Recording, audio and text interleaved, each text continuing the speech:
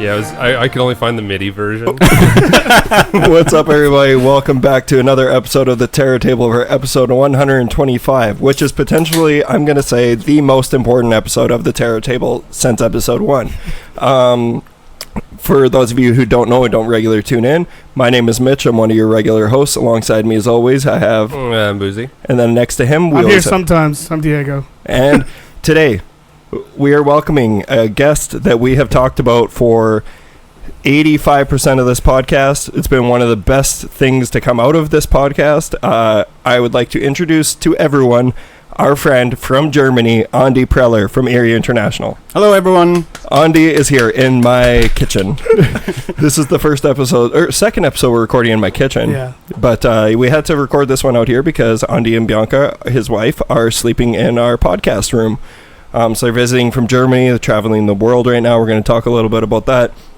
I don't know. I'm crazy excited for this episode. I know this has been a long time coming. We actually didn't think that it was actually going to happen. Yeah. A couple of years ago, Andi had said that, hey, we're thinking of making a trip around the world, and we thought we'd stop in Saskatoon. And I was like, yeah, that'd be cool, but there's no way they're doing that. Why would someone from Germany travel to Saskatoon, Saskatchewan? But it's pretty damn cool. And not only do we have that this week, we are going to be welcoming our friend Lana from Boston on Wednesday.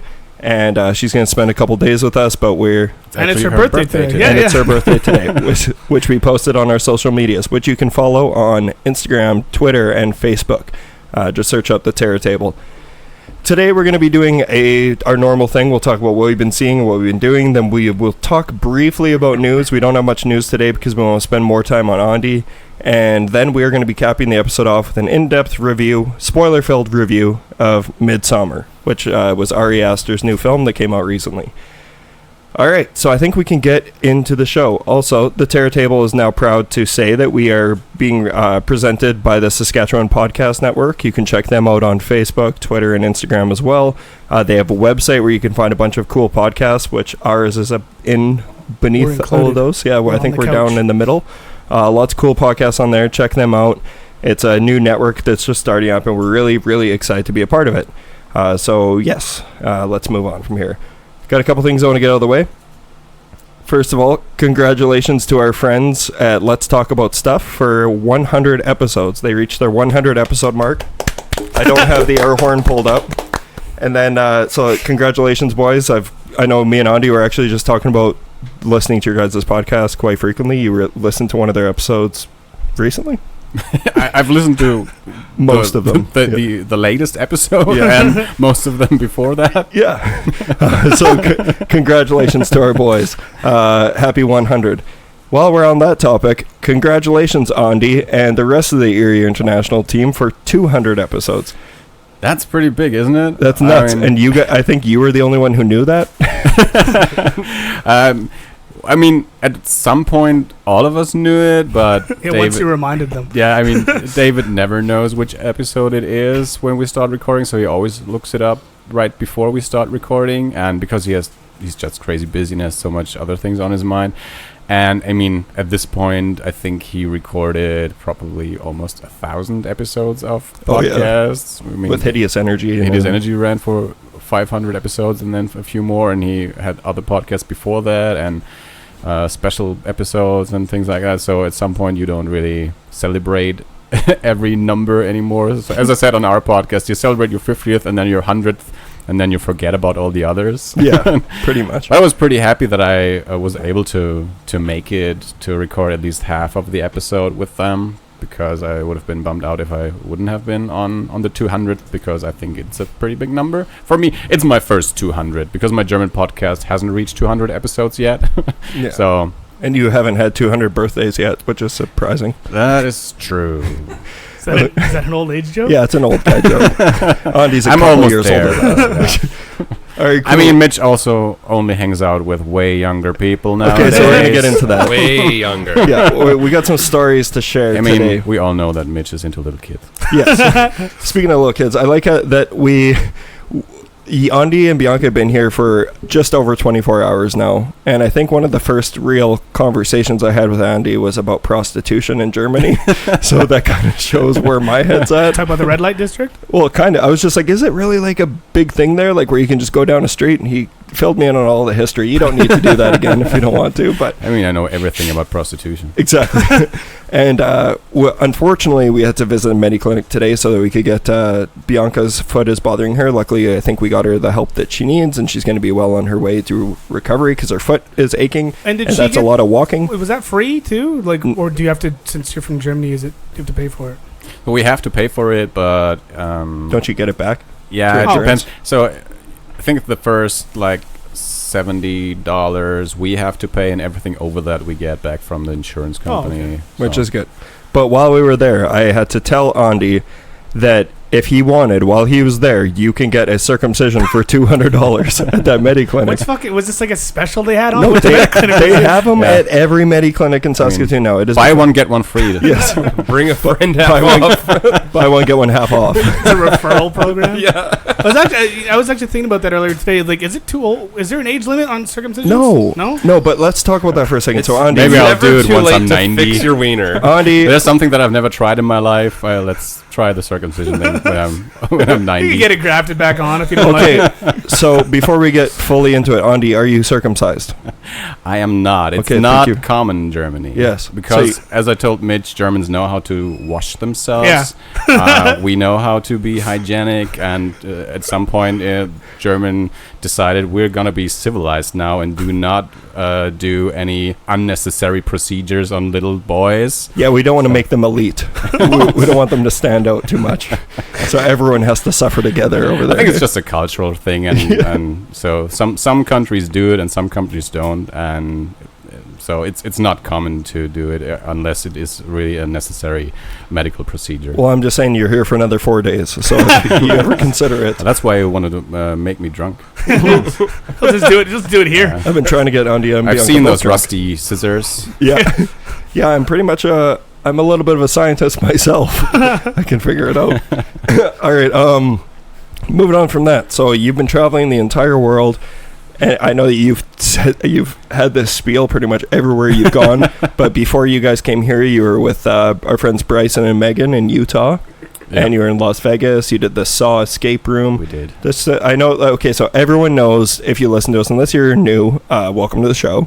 But, what an episode to jump into. Yeah, we've been talking for a very long time about our brothers at Eerie International. So that's a friendship that we started 3 years ago. It's been almost 3 years now, I think. Yeah. When did you start the podcast? It was October of 2016. 2016. Yeah. So it was almost 3 years. I discovered you guys before Christmas that year, so it'd have been like 2 months after we'd started, and then we found out that we had the exact same podcast but from different countries. Yeah, for some reason that December I found your post about the episodes that you were gonna do that December, and it's at that point you still did double features. Yeah. And we did a Christmas themed month that year, which we hadn't done before, and we picked exactly the 4 movies that you had also picked, but you double featured them with other movies, and we did them in the same order. Yeah. So each week we just talked about the same movie, and then in January, I think that was the first week of January, we took a week off, and I tweeted out to our listeners that we're not releasing an episode, but they could check out this podcast from Canada. That's where it all began. Yeah, I remember that. I remember when I can't remember what movie Courtney and I were in. We were in a movie, and I saw that tweet, and I was like, oh, that's awesome. And then I went and listened to you guys, because I have no idea how we found each other fully. I think it was Twitter. I think I might have blind followed you guys or something like that. I don't know how you... I don't know. I think I probably found you on Instagram, but I don't know how. And then I tweeted it out, and I tagged the Terror Table in that tweet. And I listened to your podcast, and I started talking about it on our podcast. And I think then I was already listening at that point. Yeah, I didn't even know you were talking about it at that point. And I was listening, and I was like, oh, that's crazy. This German guy, and now he's in my house. Fast forward 3 years later, he's in my house. So yeah, that's awesome. I can speak for all of us in saying that it's been one of the biggest highlights of the show, and like for me, I can already tell this is a highlight episode that we can have you here, because it is weird to have people from out of country, let alone in the country, want to visit Saskatoon, Saskatchewan.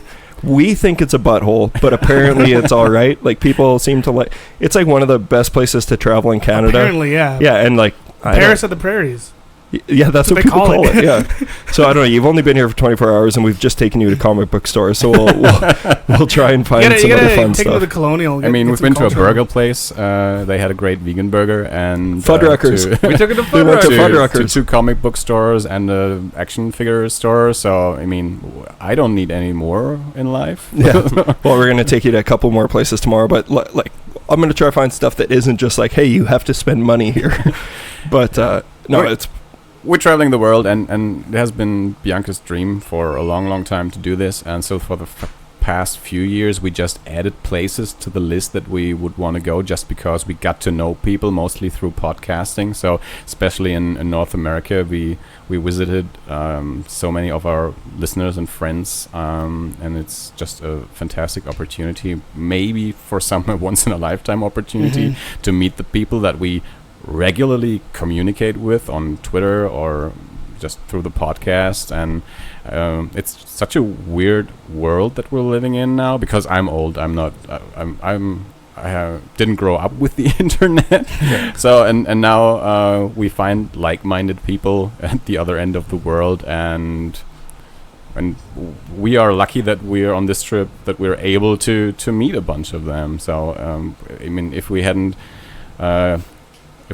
discovered your podcast, we probably wouldn't have come to Saskatoon.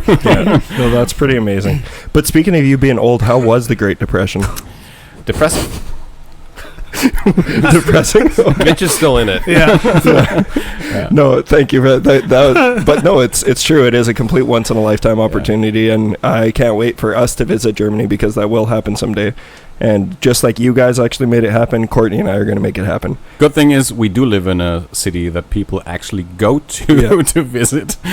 Yeah, it's so not you Saskatoon. don't have to come only for us. You can actually visit some nice places. Absolutely. What's the chances of like a hostile situation happening to Mitch? Like, do you have any hot leads? You could send he could send me down that prostitution road we were talking about. I'm pretty easy to course. But yeah, we'll figure that out later. All right, so let's talk about the Saskatoon experience so far. How's it been? It's barely a day. Yeah. Less than 24 hours. Tell us everything. Seen this apartment in 2 comic book stores, Mitch's car a bunch, waiting room of a doctor's thing. We've watched a couple movies, yesterday which we'll get into. Watched a few movies. So we got here pretty tired, so we spent the evening here eating, some of us eating pizza, some of us puking pizza, Getting sick. and watching movies. Yeah. So it's been fun so far. But today we went to, so Diego wasn't here for this. Me, Andi, and Bianca, and Boozy have been hanging out most of the day today. And we stopped by our local comic book store, Amazing Stories. Andi and Bianca were in the Funko Pop section. And I walk over and they're chatting up this little kid. Like He chatted me up. Yeah, he was chatting you guys up. And I was just like, whoa, what's going on over here? And I went over there, and it was this kid just wearing like a DC hat, flat brim, pushed up, and was he had the like a sticker on it backpack. still? Huh? No, no, but he was like a nerdy kid. But It looked like he was 10. yeah, it looked like he was 10, but he had a backpack on, and he was chatting them up about Funko Pops, and was asking them how much, like if they wanted, there were certain ones that they wanted to buy, what were they looking for, and he basically made it seem like he was a black market dealer of Funko Pops, and he was like bragging about how he has like 400 Funko Pops, and he's like trying to sell some, and he's like, yeah, some of these are worth like $300, and like he was just like a connoisseur of Funko Pops. He was pointing out figures that we should buy. You should get the Simpsons ones. Yeah. Okay, why? Yeah, and but he was a really nice kid, but he was hustling those Funko Did he work Pops. there? No. Oh. And that's like I made the mistake of going up and talking to them together, and I was talking because he was talking about how much money you can make on Funko Pops, and I had said like I made $200 on a Rorschach from Watchmen. And then he, apparently his jaw dropped when Andi and Bianca told him that they take them out of the boxes. So should have seen the face. Like, he was mortified. He's like, "You take them out of the boxes? What's wrong with you?" It was an idea that he never had. Yeah. And so I was like, "Yeah," and I sold this Rorschach one for $200. And he's like, "Yeah, see," and I was like, "Yeah." And before that, I took it out of the box, threw it in the toilet, and then pulled it out and put it back in the box and sold it. And he just looked like he was about to die. Like he was just pale. Oh my god. And then for the next 15-20 minutes of us being there, he followed me around the entire time. He got me to download this Funko Pop app, And Which he's you like, did. yeah, and I did. And he got me to like, he wanted me to add him because you can have followers and shit. And I was like, yeah, what's your name? And I pretended to type his name and I didn't get it. But it was seriously, man, like I bought 2. And he still followed me and told me I could have got a better deal somewhere else.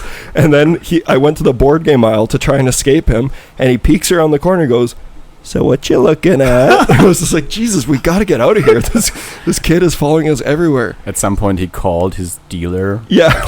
Get some info. He actually said, let me call my guy. And he was calling about because I got 2 Jaws figures and I'm looking for one. So he's like, just let me make a call. Oh my god! Yeah, it was hilarious. And he's walking around with a little backpack, and then he told me he's 15 years old, and I was like, man, kids are getting like small. Either way, that was fun. Did he end up contacting this guy and like giving you info? Yeah, he said no, he doesn't have one, and I was like, it's okay. I asked the person at the teller, and she'll order it in for me. Legally. So that happened. Moving on from that, so that's been our excitement so far. I'm sure there's going to be lots that happens in the next week, and we'll touch back on it on the next episode, which is going to be in 2 days. I don't know if we're going to post it that night or if we're going to wait, but all 4 of us, and Bianca and Courtney and our friend Lana, will be going to see Crawl on Thursday night, and we'll be recording a podcast with Lana on that afterwards. So yeah, look for that. But either way, we're not going to have an up-to-date episode next week because we're probably going to be tired. So you might get 2 episodes this week, and then Then nothing. Yeah, it should be forever. fun.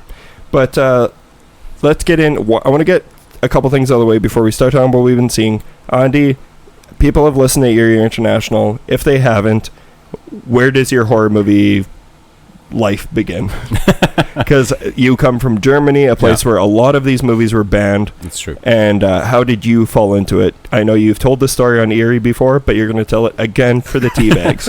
And yeah, I think it's probably a good thing to point a few things out, because oftentimes people are so confused when I say that I didn't see a lot of the movies or I saw them later or so. And so first thing, as we mentioned, I am older than most of the people that I record podcasts with or that listen 96 to this our year. podcasts. Yeah.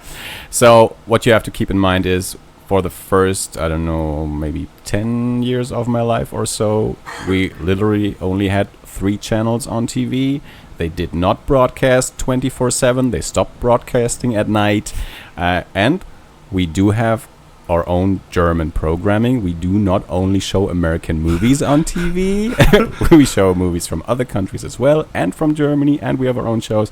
So when I was little, there was basically no option to watch horror movies on TV, and we do have a very different rating system, so we do not let, well, I mean, if I say we, of course there's people in Germany who do let kids watch horror movies, but in general, as a probably it's just the German culture, we usually do not show horror movies to kids. So when I hear Americans say, yeah, I watched Child's Play when I was 5 or 7, that was definitely not even an option when I was 7. Child's Play probably wasn't even out yet.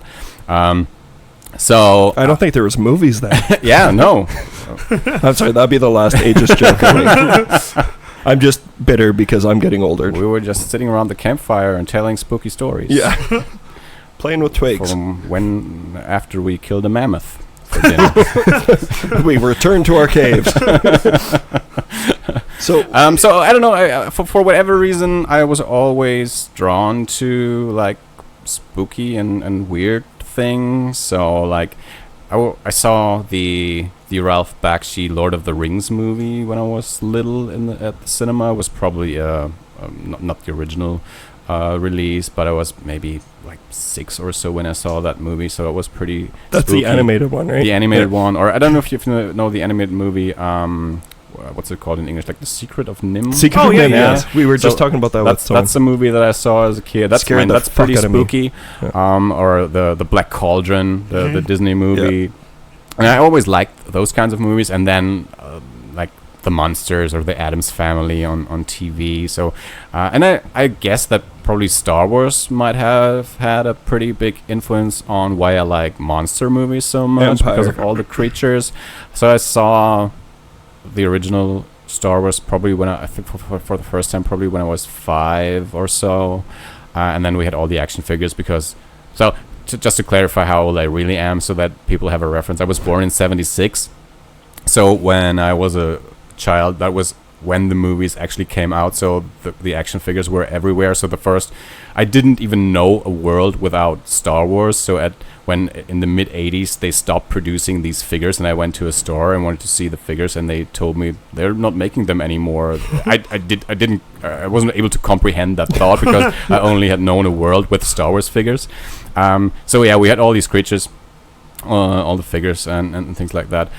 And then I have a big brother who's 4 years older than me, and it was probably him who showed me horror movies. So in Germany at that point, so when we had a VCR, which was probably when I was maybe 12 or so, my brother and I bought our first VCR together.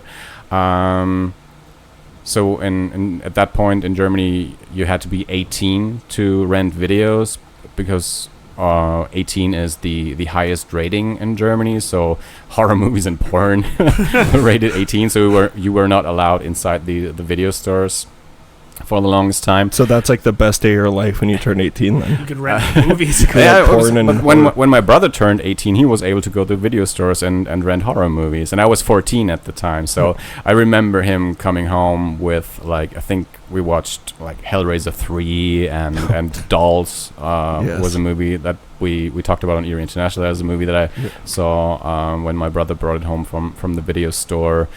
And Nightmare on Elm Street was big at the time, so Freddy Krueger was my favorite character, horror movie character at the time.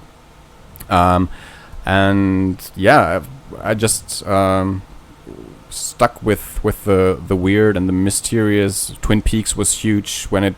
So I watched it originally when it first came out in like 1990 or so when it came to Germany. I was the only one that watched it. And yeah, so with my brother I always watched horror movies, and then I just stayed with that. But as Mitch mentioned, we had a huge era of censorship, especially in the 70s and 80s, which were in a lot of these now classic movies came out in Germany. For the longest time, a lot of these movies were not available in uncut editions. So something like Evil Dead or Texas Chainsaw Massacre or the first Hellraiser movies, you only could get... Even your movies aren't circumcised. I'm sorry. Wait. No, What? they are cut. They are. Okay. That joke didn't work. Same thing. Maybe you should not have that second gear. This is my third. Okay. So yeah, we circumcise our movies. Yes. So I remember my brother coming home from school, and he had gotten some video, like copied video versions of American versions of Evil Dead and some other movies. So we watched those. I didn't understand the language at the time, and then sometimes we just watched the cut editions that we were able to get, and only in recent years they had some of these movies rated again, and now they're able to release them. Like Evil Dead came out 2 years ago for the first time uncut in Germany. Now it's rated 16. Texas Chainsaw Massacre came out like 8 or 10 years ago for the first time What was that rated? uncut. 18. 18? Yeah, because It's that's weird, 18, because that one has like virtually no blood, but it's still brutal. I mean, when I watched it for the first time, that was before they released it, I was able to get an American copy, and at that point I was able to understand English. I was in my 20s at that point, I think.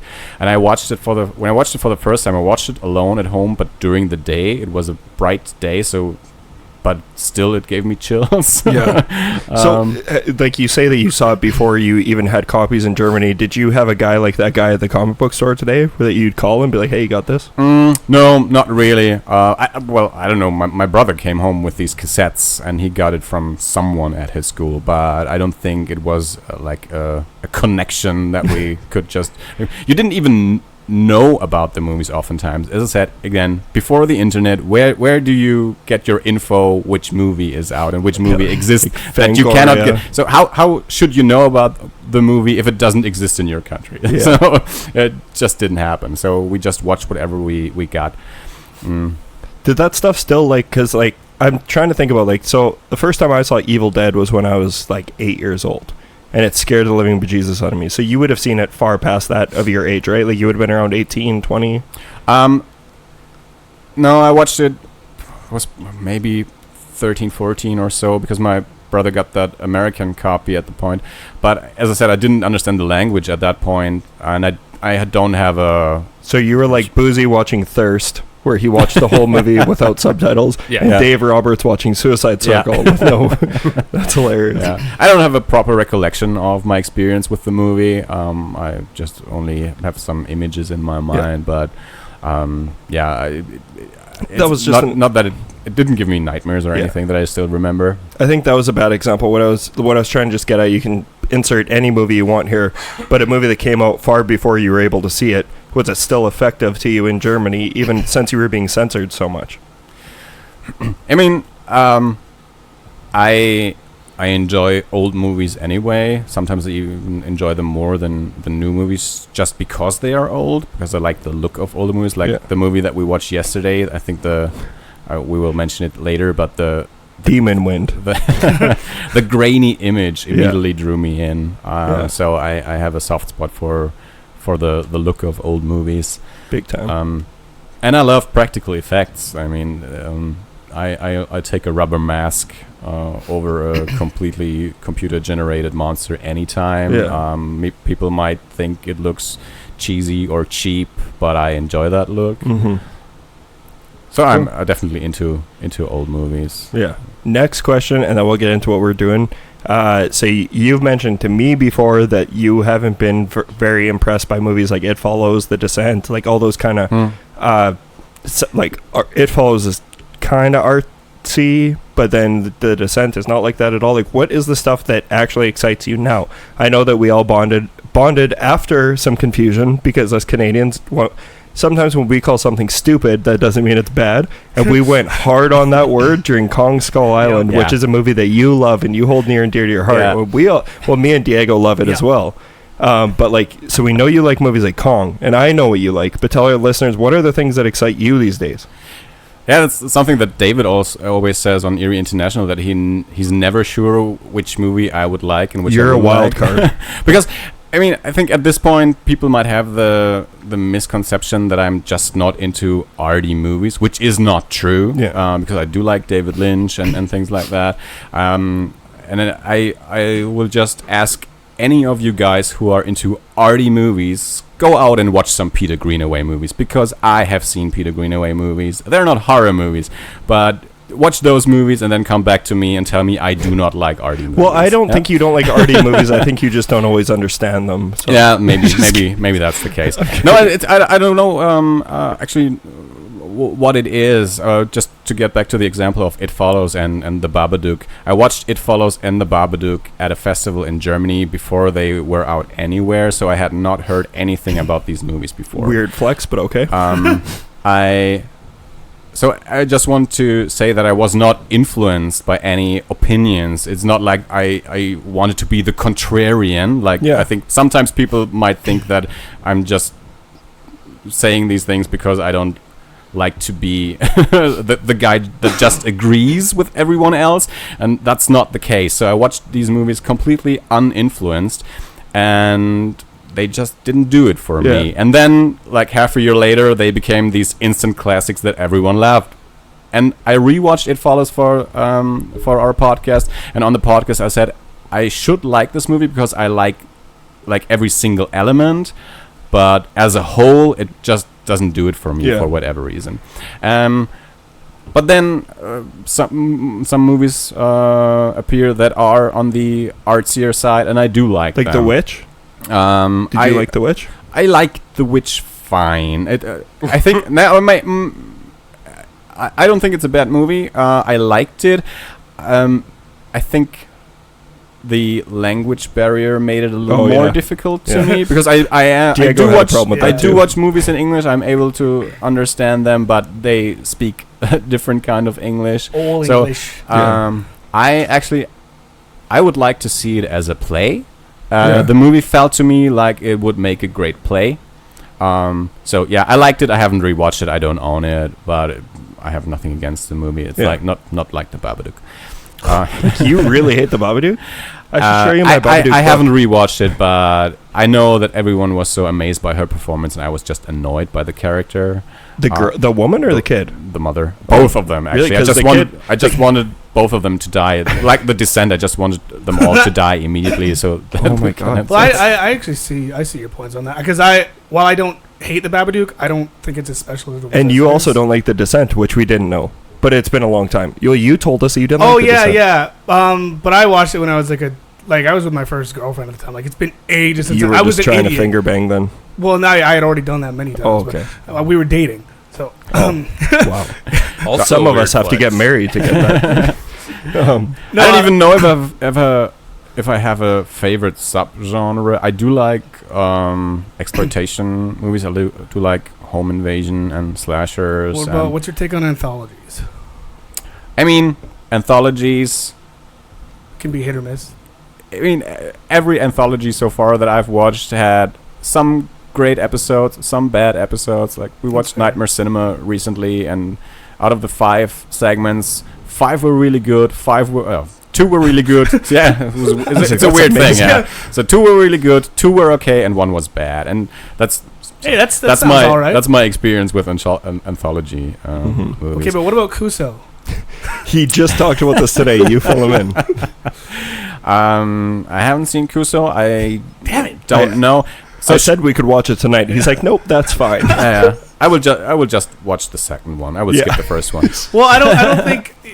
Flying Lotus tweeted about that, but I'm pretty sure he was just making a joke about the Okay. earthquake that happened. Oh, yeah, I guess that would make sense. Yeah, well, because apparently Kuso has to do with the earthquake, but he doesn't. Which really is a fun thing to joke about. Yeah. I don't even know if it's out in Germany. It played at a festival, I know that, but I don't know if German we Shudder have has it on because Shudder here. Shudder in Germany is weird. But I feel like if Bianca didn't want to watch Hobo with the Shotgun last night, she might not want to watch Kuso. no one wants to watch Kuso. Is Shudder in Germany called something else? Pardon? Is Shudder in Germany called something else? Shudder.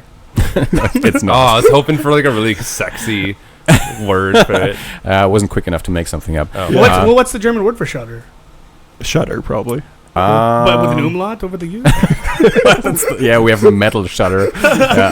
Like a Swedish thing. I don't know. I mean, there's the German word Schauder, which is probably related to the English word Shudder. Shudder? Chowder.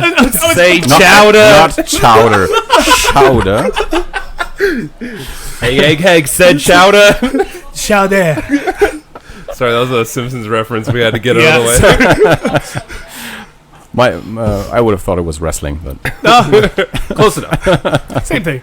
So what I'm excited for, I always watch the Rob Zombie movies, which was the first episode of the Terror Table that I ever listened to. That blows my and- mind that you and- kept listening. And that's the episode that I actually recommended. At that point, it was the only episode I think that I listened to, and I recommended our listeners to Avoid it. listen to that episode. No, I because remember you said you liked how we talked about him, even though we didn't like him. exactly. That's true.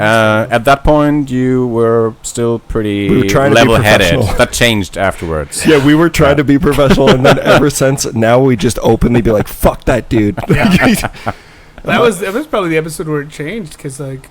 No, we were good then, because it was still when What we were like, episode was guys, let's that? not try and piss Episode anyone off. 10? It was like 7 or something like that. That was the one where I called something homogoblins or hemogoblins. Hemoglobins. Yeah. Instead of hemoglobin. Hemoglobins, Yeah. whatever. Yeah, no, that's cool. Well, so yeah, you like Rob Zombie stuff. Are you excited for 3 from Hell? Absolutely. Just because, I mean, I would watch pretty much any movie of his. That doesn't mean that I like them all equally. Did you like 31? I rewatched it last year, and I do not quite get the hate for the movie. It's not as bad as people make it out. I think it's a fine Oh god, this is Enough gonna turn into an all-day affair exploitation movie. No, I like Special Head, or whatever his name You is. hated that movie. I think it's his worst movie, and that's saying something. But everyone has different opinions on movies. It's I mean, fine. House of a Thousand Corpses is just one of my all-time favorite movies in general. I need to watch that again. is that your favorite Rob Zombie film? Well, it's one of his. Yeah. That one and Devil's Rejects. I like Devil's Rejects. And I'm a huge defender of his Halloween 2. Going back to it, I liked it more, but that isn't a lot for me. It was just like I like it more in the first one, and I really hated the first one. But there's some crazy stuff in that movie. Yeah, I thought he was able to do his own thing, which I think is a problem for a lot of people that have just such a close connection to the original Halloween franchise. And I'm able to see that these things are like just two different things. The one thing doesn't destroy the other thing for me. I like Rob Zombie's style. I like his cinematography and that he just does his own thing, especially with the Halloween movies. When I watched the first Halloween for the first time, so his Halloween, I wasn't that impressed with it, especially with the second half, because the second half is just a remake of John Carpenter's movie. But especially the second movie is so crazy and out there, and I like that. I'm always more impressed with directors that try to put their own stamp on something, and even if they try crazy ideas that do not quite work, I like that they do it. There's so many people that you see maybe their first movie off, and even if the movie isn't that great, you think, I will watch whatever you do next just because I see you try to do something else that everyone else is doing. You try to have a signature style, like Hereditary, and like Hereditary, yeah. Like the beginning, like the end. But now I wanted to say, like Kong Skull Island. That's something that I've been talking about these past few weeks when we watched the new Godzilla movie and talked to a few people about it. I feel way more strongly about Kong Skull Island because Jordan Vogt-Roberts gave that movie his own stamp, and he drew from so many outside influences that did not come from the MonsterVerse or even movies, and that is way more interesting to me than the new Godzilla movie was, where Mike Dougherty, he drew a lot of things just from the kaiju verse, from the Godzilla old Godzilla movies, which is probably great for all the Godzilla fans, but I didn't really see his own handwriting in the movie that much. That's why I'm more excited to see whatever Jordan Vogt-Roberts does next. Your review of King of Monsters was spot on. With like, it was like I still haven't seen it. Don't spoil it.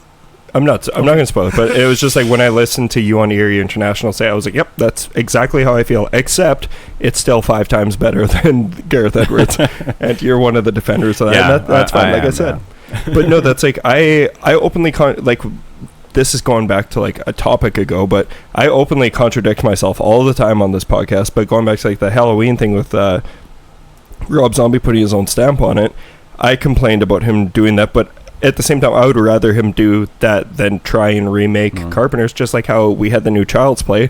I was saying, like, I would have been pissed if they would have tried doing the exact same Child's Play again. Like, this I don't care about because they're making it completely different. And the shitty thing is, like, the directors who make remakes and stuff like that, or try and take on an IP that's not theirs, they get fucked by the public regardless. Yeah. Like, there's people like... there are people who are going to hate it no matter what happens. There's people who will hate it and not even end up seeing it. Yeah. But still just have their... Like, there's people who online, like, they're never going to see the new Child's Play, but they've already made up their mind that it sucks, and they do their best to tear down, like, the movie and the directors and anyone who and there are people who have seen the movie who go into it and they are ready to hate it, and they will not budge. Yeah. Like, and so that's just something we're going to have to live with as, like, moviegoers, and, like, listening to people's opinions. You have to be able to weed out the people who do that kind of thing, because for me, I don't trust those kinds of people.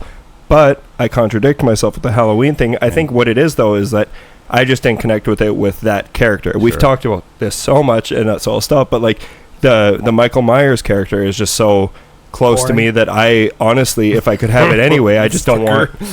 It's impossible to top that one, so... Yeah. I mean, that's a weird thing in the horror community anyway, because we in general live in a culture of remakes and reboots, and most of the time it's just a case that they're easier to sell. You don't have to do as much marketing for an existing IP, but you also do not re-release like the original Nightmare on Elm Street in cinemas, because nowadays they're available anywhere anyway, which wasn't the case when I was younger. You did go to see the original Star Wars in like 81 because they re-released it 4 years after it came out in cinemas, because there was no way to see it. That's also a thing. Like when I was little, it took about 3 years for movies to be on TV after they had been at the cinema, and we didn't have a VCR. They weren't a thing yet, so you had to wait 3 years, and then you had one chance to see it, and if you missed it, it was gone again. And how long did it take usually for movies to get pressed on in like VHS? Like how long did it take for like a home release? I couldn't even tell you, because at that point, I think Germany was a little. Everything got to Germany a little later. Yeah. At first, you weren't even really able to buy the movies. So you were only able to rent them. If you wanted to buy them, they were like. I mean, we even had a different currency back then, but hugely expensive. And I think, I don't know, I couldn't even tell you. Yeah. But then later, when I was able to go to the video store, it was usually about half a year after the theatrical release. Seems about right. Seems that like movies came out. Like way back in the day, it was like it would be years. Yeah, because even like we're obviously not as old as Andi, but we did grow up with. Thank God. We grew up with like the VHS stuff as well. But even like back then, I was way too young. Like I would watch Disney movies, and it would always be like coming soon to VHS, and then I would just forget about it. And then suddenly, like a few months later, I'd go to the video store and it'd be there, and like, oh, when did this come out? Yeah. Right. And what I wanted to say about remakes and reboots, so they just make them because they're easier to market, and then to me, if you do a remake, to me there's no point in just getting a gun for hire director that just shoots the same movie again. I would rather have them get someone who has a style and puts his own stamp on the thing, and then maybe fail, which of course economically is not good for the studio, but for me, like artistically, it's more interesting, because why should I watch a remake if it's just the same movie again with modern effects? And I think that's why a lot of horror fans reject the idea of remakes, is because they're constantly just like. But on the other hand, all we do is watch remakes. Well, we have to. Because it's like we'll go see anything, but like then there's a lot of horror fans out there who will just hate a remake, like Diego was saying, before it even comes out, because it's like, what's the point of doing this? I already love this, but it's like because they're making them for younger people. And the thing is too, it's like like what Andi was saying, like it's a better idea to get like a director who's going to put his own stamp on it, but then you can't like, could you imagine if like Tim Burton got the rights to Child Play or something? Because then I would love that. Yeah, but Tim Burton 20 years ago. It would be a bit too different. You know what I mean? Like I wouldn't like that. Like, to me, that's the same difference between Carpenter's Halloween and Rob Zombie's. Like it's like you may as well have gone Tim Burton, because it's nothing like it. And that's not a bad thing. It's just like it doesn't land with me. But no, like what I'm saying is like nobody's happy no matter what you do. Like you're saying that you want a Wes Anderson Friday the 13th. Yes, that's actually stop motion. That would be fucking awesome. Yeah, I would watch that in a heartbeat. If you want to go all out crazy, that would be a great idea. Oh man, like a Fantastic Mr. Fox, like Isle of Dogs found. But with Jason? Yeah, with Jason. Oh my god, that'd be amazing. Oh, I have questions for you. Okay, shoot. Who's your favorite horror icon? I think you mentioned Freddy before. Is it still Freddy? Yeah. Brother. Yeah, it's just the one that I have the closest connection to, because I think that. I mean, he is, out of all the characters, the most relatable, because he talks and he has a sense of humor. Charismatic.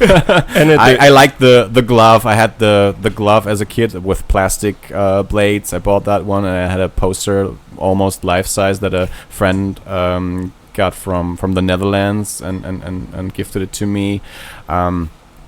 So, yeah, he's just the one that I, for whatever reason, had the closest connection to when I was younger, because I wasn't able to see the Friday the 13th movies, so I didn't really have a huge connection to Jason, and I knew Michael Myers, but also, I mean, I wasn't really able to see any of these movies actually, but I do have like audio versions on cassette of the movie, so they did audio plays, like audio remakes of the movies. So I have these cassettes of the first 3 movies. It's 2 cassettes each. The Nightmare on Elm Street movies. So basically, like radio plays.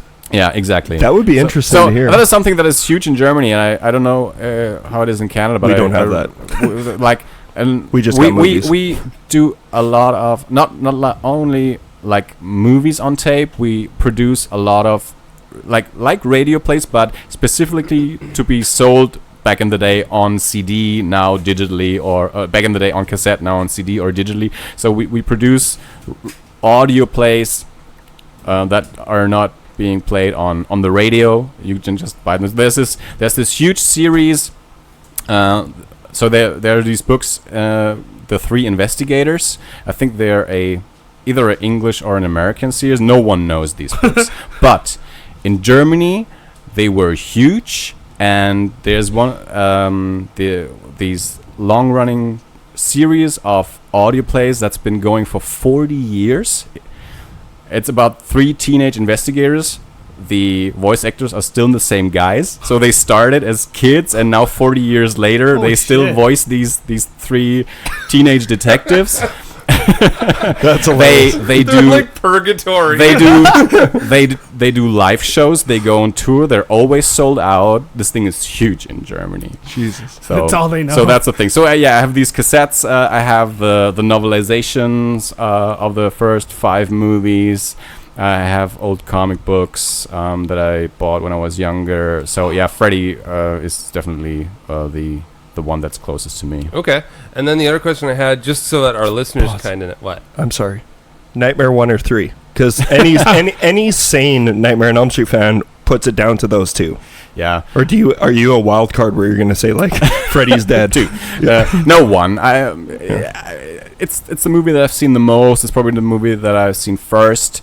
And usually with most franchises, I'm also a Star Wars 1, so episode 4 guy. I tend to go for the first ones because most of the time that's the one that I saw first. And you got that sentimental connection. And that are most of the time the first one is the most pure. It is the closest to what the character originally was. 3 strays pretty far from that even, but it's perfect. 3 is a great movie, yeah, of it's course. awesome. And Freddy got funnier throughout the movies, but yeah, 1 is just the classic to me. Yeah, I'll agree with you, but I will probably change my mind tomorrow. Which is, especially you talked about changing your mind earlier, and it is completely fine because I changed opinions on rewatches of movies. I've watched movies that I felt lukewarm on the first time or didn't quite understand why everyone loved it. American Beauty, for example, was such a movie for me. Everyone loved that movie and I didn't get it, but on a rewatch I got it. You just needed to wait till Kevin Spacey was convicted and then you were like, okay, this is a great movie. Some movies you just...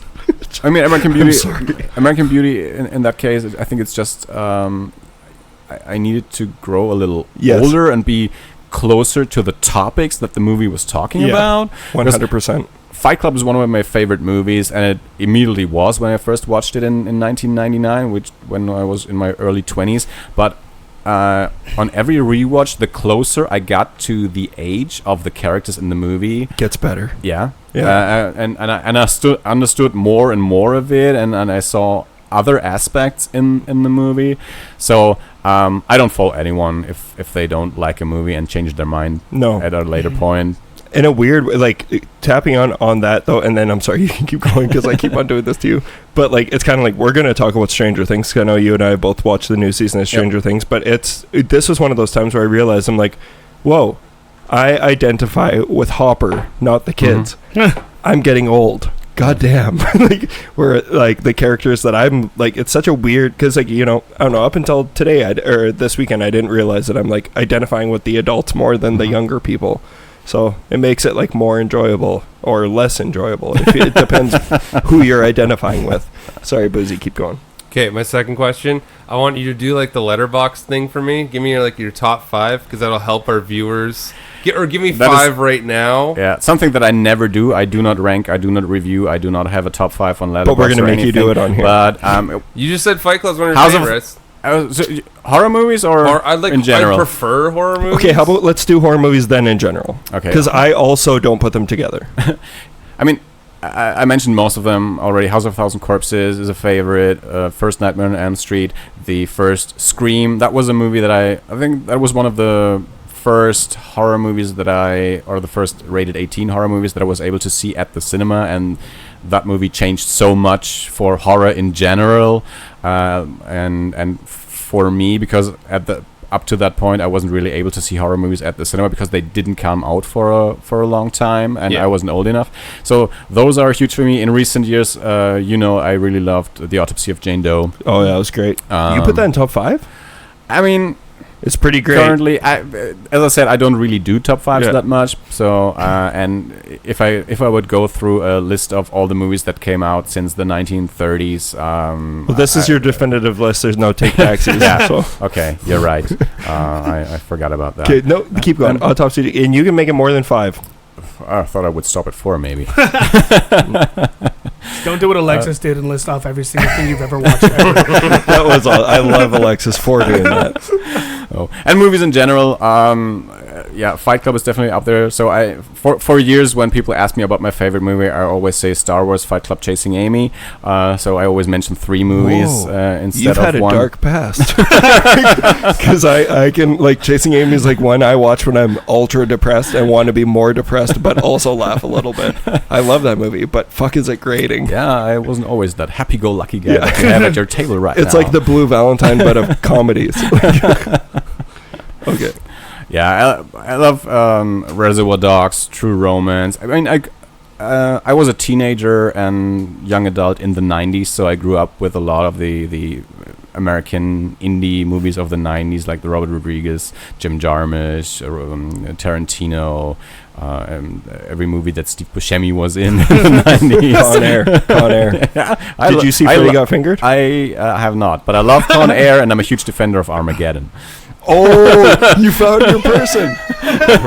We're doing this in front of a live I saw that movie today. at the cinema, and I loved it. Yeah, Courtney has seen that movie more than any human on earth.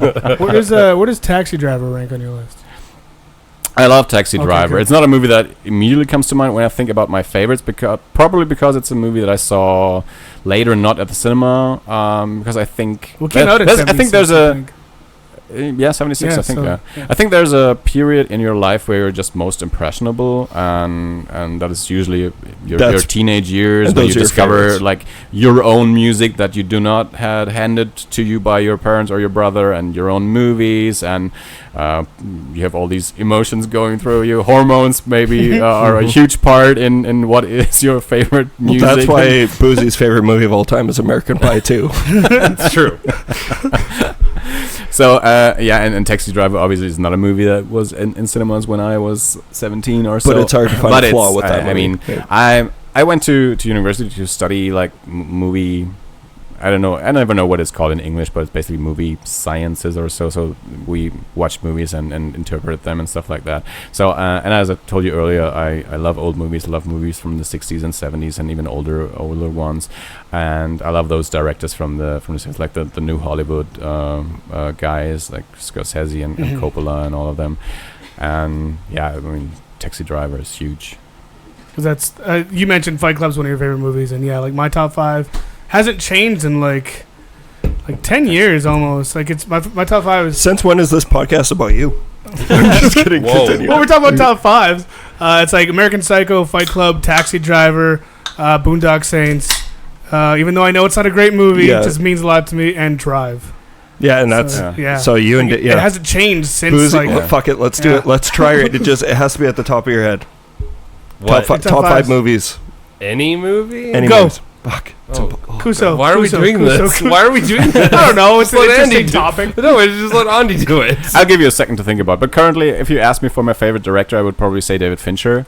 And again, I do not love all of his movies, but he has a style that I do really do enjoy. So I will watch any of his movies. And Tim Burton was huge for me. I haven't seen his latest movies, and I know that most of the time people say... pretty much since Sleepy Hollow he hasn't been that good, but I'm still interested in seeing his movies, although I haven't seen them yet, like the Island of Lost Children and Dumbo, but I still like his visual Island of Lost style. Children. Is that Miss Peregrine's? Oh yeah. Terrible. Yeah. Oh, it's awful. Courtney and I watched it one afternoon because she likes the book, I think, and I was like, and I love Tim Burton. Like he's definitely like, yeah. I mean, Nightmare Before Christmas would probably in my top movies of all time. His Batman is still my Batman when it comes to movies. Michael Keaton's the best Batman still. came out in 89. As I said, I was born in 76, so I was 12 or so when I watched the movie at the cinema, and then a few years older when the second movie came out. And I just love the German expressionist influence in the movies, the architecture and everything, and so awesome. It's so dark and moody, and I know everyone loves the Christopher Nolan movies because great. they're so completely real, and I'm just not interested in real when it comes to superheroes. I like the theatricality of the Tim Burton movies, because these characters are not real, and I would rather watch them in completely artificial environment than in a realistic one. How Boozy's talked about Jurassic Park with, like, you had that VHS that you just wore out. Batman was mine. And even like a couple weekends ago, I had to go through all my old family videos for something for my uncle. And there's like in almost every shot where I'm in it, I'm either dressed like Batman, wearing a Batman shirt, or have a Michael Keaton, Tim Burton Batman poster behind me, like Batman and Batman Returns. They're so great. I had a Batman fountain pen, a notebook. I had a ruler. So I was still in school. So it was probably my birthday or Christmas. I got all these school items with the Batman logo on them. But I know I've made the Dave Roberts thing and made this a not horror movie podcast. So it's fine. Back to Boozy. We're doing this. We have to. Top 5 movies of all time. They're just probably all going to be horror movies. That's fine. And that's the problem, is that's where mine are at too. Okay, Halloween, The Thing, Black Christmas, Jurassic Park, Aliens. Oh, heavy hitters. Good list. Jaws, The Thing, Beetlejuice. The Witch? No, I wouldn't put that in top 5. Almost Famous. And The Shining? Huh? The Shining? No, I'm just guessing all of his tattoos. But Empire. And there's a rug and posters from The Shining. No, that's the thing is, though, that's the problem. And you were making fun of me about this yesterday, is like, I just love movies, and I know we all do, but like I make it like, I'm like the Elric Kane of the plugins, where I'm like, this is my favorite, but like Empire Strikes Back, like I or A New Hope, interchangeable. Like, Empire. I know I have Empire. A sentimental like I love them all. No, I don't love them all, but I'm gonna say Empire. Like Star Wars is in there. That's why I always say A New Hope. But like Evil Dead, Fright Night, because it's for one, it's the first one that I saw, and then to me, Empire is a great movie, but it's not able to stand on its own. Yeah, and A New Hope works as a one and done movie, itself, and that's why I would always go for that one if I had to choose only one. Mm-hmm. But that's like another one. Like I always talk about, like for the longest time, I have a signed Cameron Crowe Almost Famous one sheet, and like that's that because movie is fantastic. It is fantastic, but the thing is also like the last time I watched it, I am kind of outgrowing it, but I remember what it did to me the time I saw it. So for that reason, I see its flaws. And all the movies I named there, except for Jaws, have flaws. Actually, Jaws is probably the one that has the most flaws, but it's perfect for me. Like I love it, but like I don't think that Jaws really has major flaws. No, it doesn't. It's like I just think every movie has a flaw, but I don't know. Not Freddy Got Finger. Okay, do you guys want to get on to... So, like I said, we already said this is going to be a shorter podcast. You were right. It's not going to be. Nope. You have a podcaster as a guest. I do like to talk about movies. You know what? You traveled all the way from Germany just for this. The only reason you took this trip is to come to Saskatoon because we don't know how to use Skype. For once, I wanted to be on another horror movie podcast. Yeah, and like... I wanted to be the first one of Eerie International to be on this podcast. Yeah, for sure. And like, we don't know how to use Skype, so your only option was to fly around the world. All right, so let's talk about what we've been seeing. I know Andi and I have a lot of crossover, so do you guys want to go first?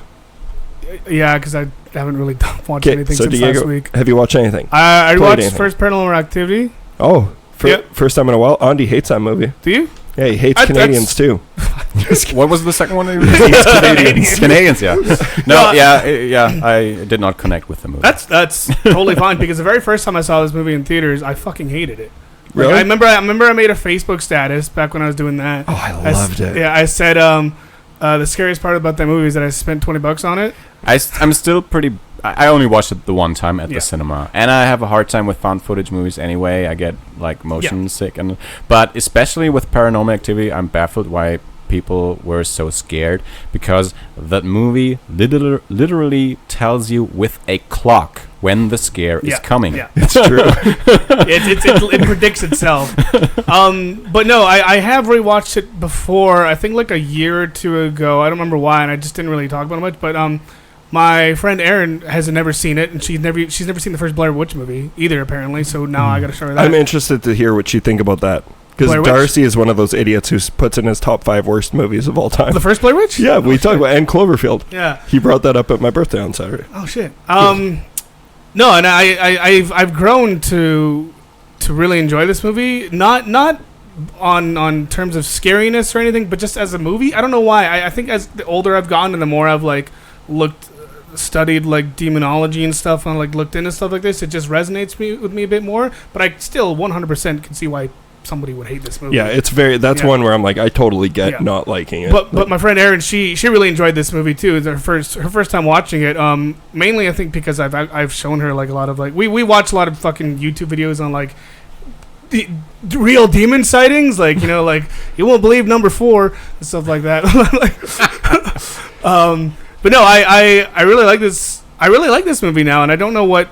I don't know if it's just because I got older and smarter or what, because like I was a naive kid in high school when I watched this movie. I actually think that found footage movies work better on TV than cinema. That's another part too. Like I remember watching this movie in theaters and I was like, I agree, but not. It's funny enough, not on this one, because I will never forget. It's one of the most memorable theater experiences I had, because this was when they had the marketing where on TV it was showing the audience and it was showing them freak out. So I went, and when I went to it, the theater was packed and people were losing it. Yeah. And I'm just like, I think them jumping was more effective for me, because it made me jump, because I'm like, of course you're going to jump at a loud noise. I just think for me, for one, I don't get as much motion sick when I watch it on TV. And if it's supposed to be found footage, it's somewhat more believable if you watch it on a TV. Because it's like you found that copy, because you own the it. setting at a cinema immediately gets you in that mindset of, okay, this is a movie. Yeah. But what was so crazy about that one is not only is it the movie that started Blumhouse completely, $15,000. Yeah. They've made that movie on $15,000. Imagine how crazy that is. Yeah. And that guy made one movie and is set for life. Yeah. Oren Peli it was in his house. Yeah, he used his own house. Yeah, and that's actually something. Since I think it was on Postmortem, the interview that he did with Nick Garris. It made me a little sad, or maybe even mad, that there's this one guy. Yeah, he never was into movies. Then he made this one movie, and he has no interest in doing another movie. But he has made so much money that he can do what he loves. Yeah. I think he's back in IT or something like that, and spending time with his kid, which is totally fine. But I'm more interested in people who love movies. Yeah, 100. And it does make you like it less, knowing that he's like, I didn't give a fuck. I just wanted to make money. And then they got him to like produce Area 51, that really shitty alien movie. It goes to show he doesn't give a shit. No. It was lightning in a bottle, but then people carried the torch. But then they made 5 more movies. Yeah, and 2 of them are really good. Which 2 and 3? I like 2 and 3. 3 is my favorite. The thing is now I actually haven't rewatched 2 or 3. I own the marked ones. I've never watched it. Really? Yeah, and you think that's the one that I would watch because Mexicans. But and then I've seen. I think me and you watched Ghost Dimension? We watched Ghost Dimension. I bought it. That was when I was still working. We lived together. That was awful. That was a bad one. That movie. We were like, I'm pretty sure we were standing on the couch screaming at the TV because it was so bad. But I think now that I realize how much I actually like the first one, and I have somebody who's never even seen the rest of them. I think because I'm moving in there next month. Probably gonna watch. My condolences for her. Yeah, I might not be able to get away with some of the pranks that I used to play on you, but seems like all of you guys are always moving into a new place. Yeah, well, not by choice. Like things happen. Long story. Yeah, As but anyway, Canadians, we burn a lot of bridges. Yeah. Just kidding. Other than Paranormal Activity, I haven't really watched much because I was working and then out of town. But have ever guys told you about a little game I like called Yakuza? Yes, where you run a cabaret club. So Bianca plays Yakuza. Oh, have you played Judgment yet? No? Okay, Judgment's the new game. I think it just came out, so you guys have been moving around while it came out. Crazy Yakuza just made a new game called Judgment, and it's basically Yakuza except you play as a detective.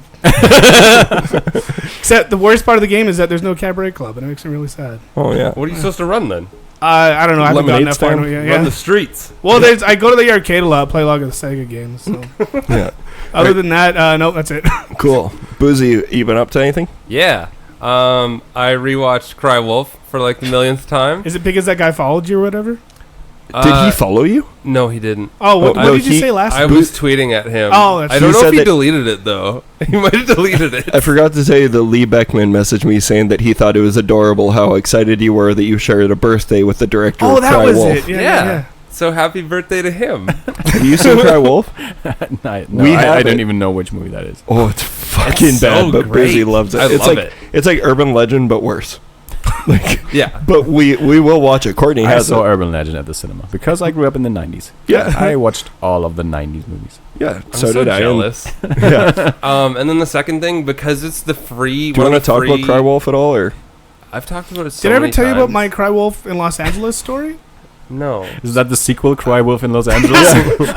I think you did, but it was so long ago, and even I can't remember. But I don't remember. But tell it again. So the first time I watched Cry Wolf was in L.A. when I was visiting family, and this is the family that lives in the ghetto. And Compton.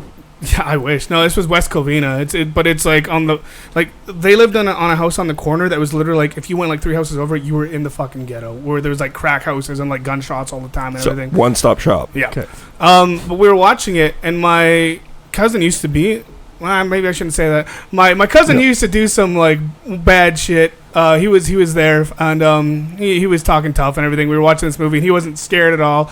And somehow, so the kill, without spoiling a lot, the killer in Cry Wolf has like an orange ski mask and like an army jacket. A balaclava. An orange balaclava. And a hunting knife. Is that a Saskatchewan or Canadian thing? Do you know what a balaclava is? Yeah. Okay. I do. Ski mask. He had an orange ski mask. The Pussy Riot mask. I'm pretty sure a balaclava is less Canadian than ski mask. Yeah, that's true. At this point, I'm surprised that it's not a werewolf movie because if it's one of Boo's favorite movies and it has wolf in the title, I immediately thought it's a werewolf movie. It tricked him because it has wolf in the name and it's a slasher movie and it's from the 90s. So we were watching this in LA with my hardcore gangster cousin, and my dad found an orange ski mask.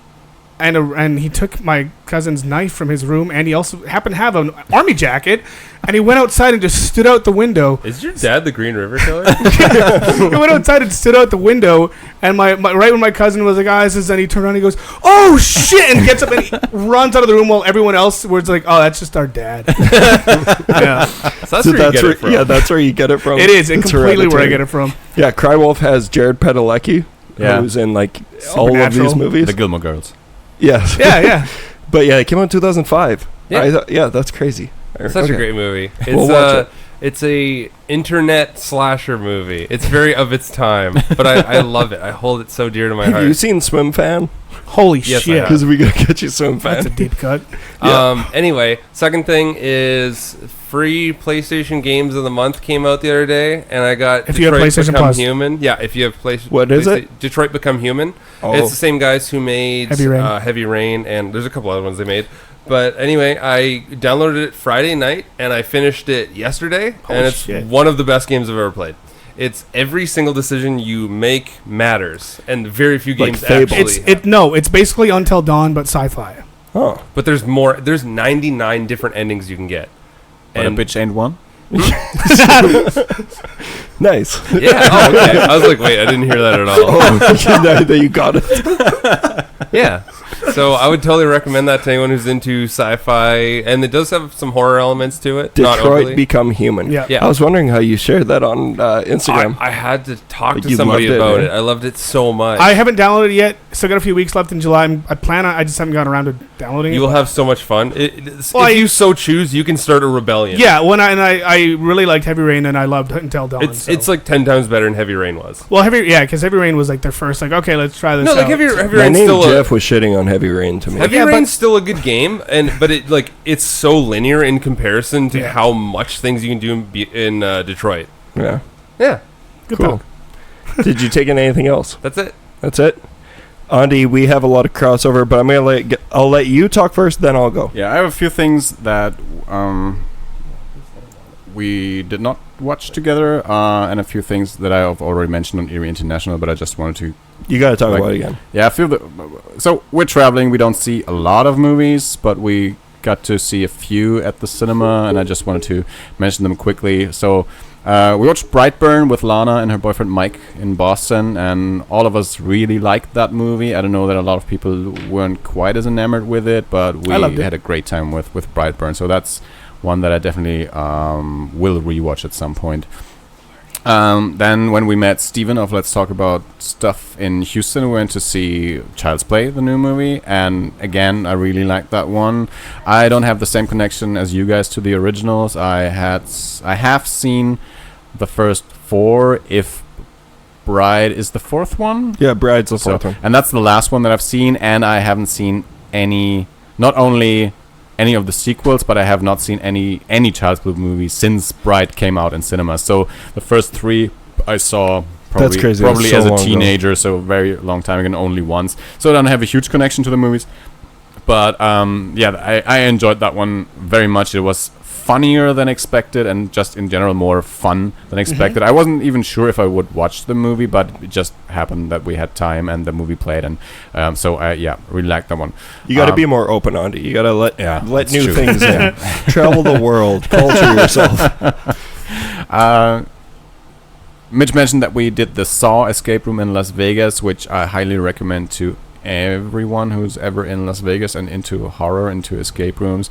It's 7 rooms in total that you have to survive, and it's very, very elaborate. It was a great experience. We went there with Bryson and his wife Megan and their friends Cody and Andrea.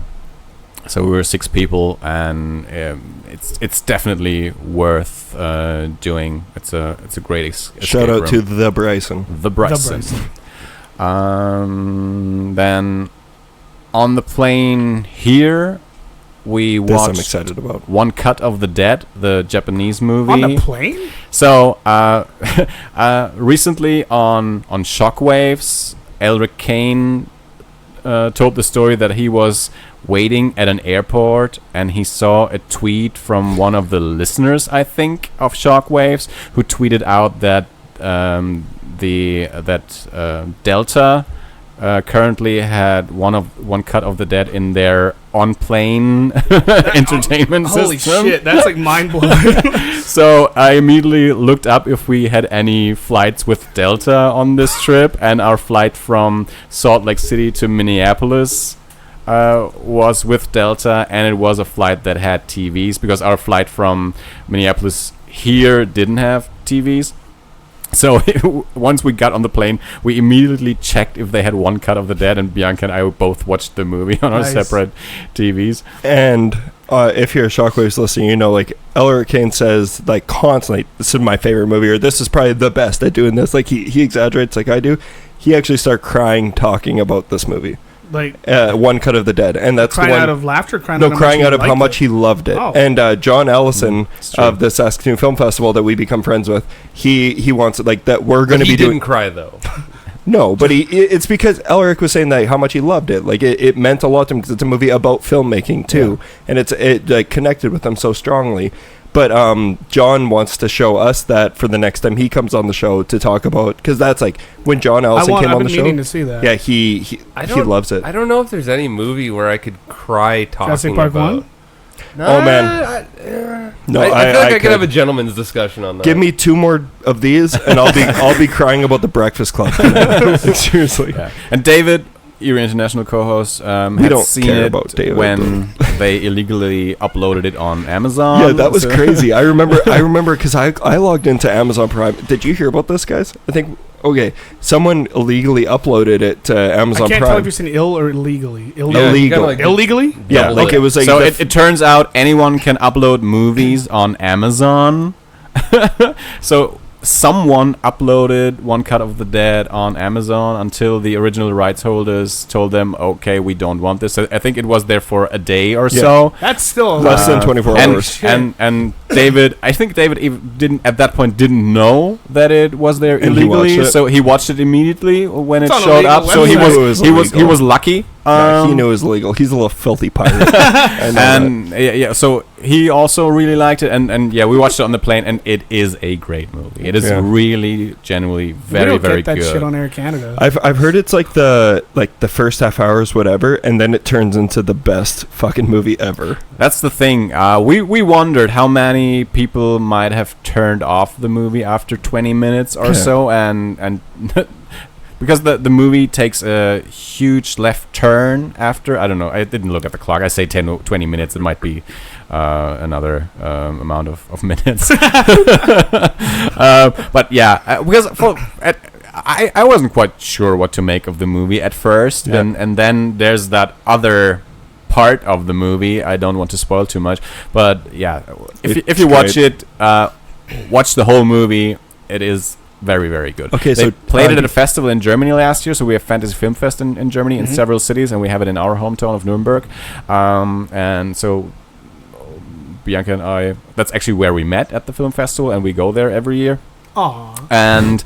But last year in Nuremberg, they shortened the festival, so usually it's about 11 days or so, and in Nuremberg and in Stuttgart last year they shortened it to, I think, it was 6 or 7 days or so. So we didn't get all of the movies that other cities got, and One Cut of the Dead was one of those movies that we did not get. And we definitely would have watched it because we were very much into Japanese cinema, and every Japanese movie that they showed that year they did not show in Nuremberg, which was pretty annoying. And as One Cut of the Dead was one of those movies, so we were looking forward to seeing it, and so this was a great opportunity. So that was the trip to, that was worth the trip to Saskatoon just to watch that movie on the plane. It's all downhill from there. At some point it will come out in America and Canada. It's not out at the moment, but at some point it will, and you should all definitely watch it. I'm pretty sure you guys will make an episode. We'll find a way. Well, we will be doing it with John Ellison. He's called dibs on it. Okay. So then on to the things that we watched together, or that we have both seen. Yesterday we watched Starry Eyes, a movie that I know everyone has seen and everyone loves. Bianca and I had not seen it yet. It's a movie that we wanted to, and it's good.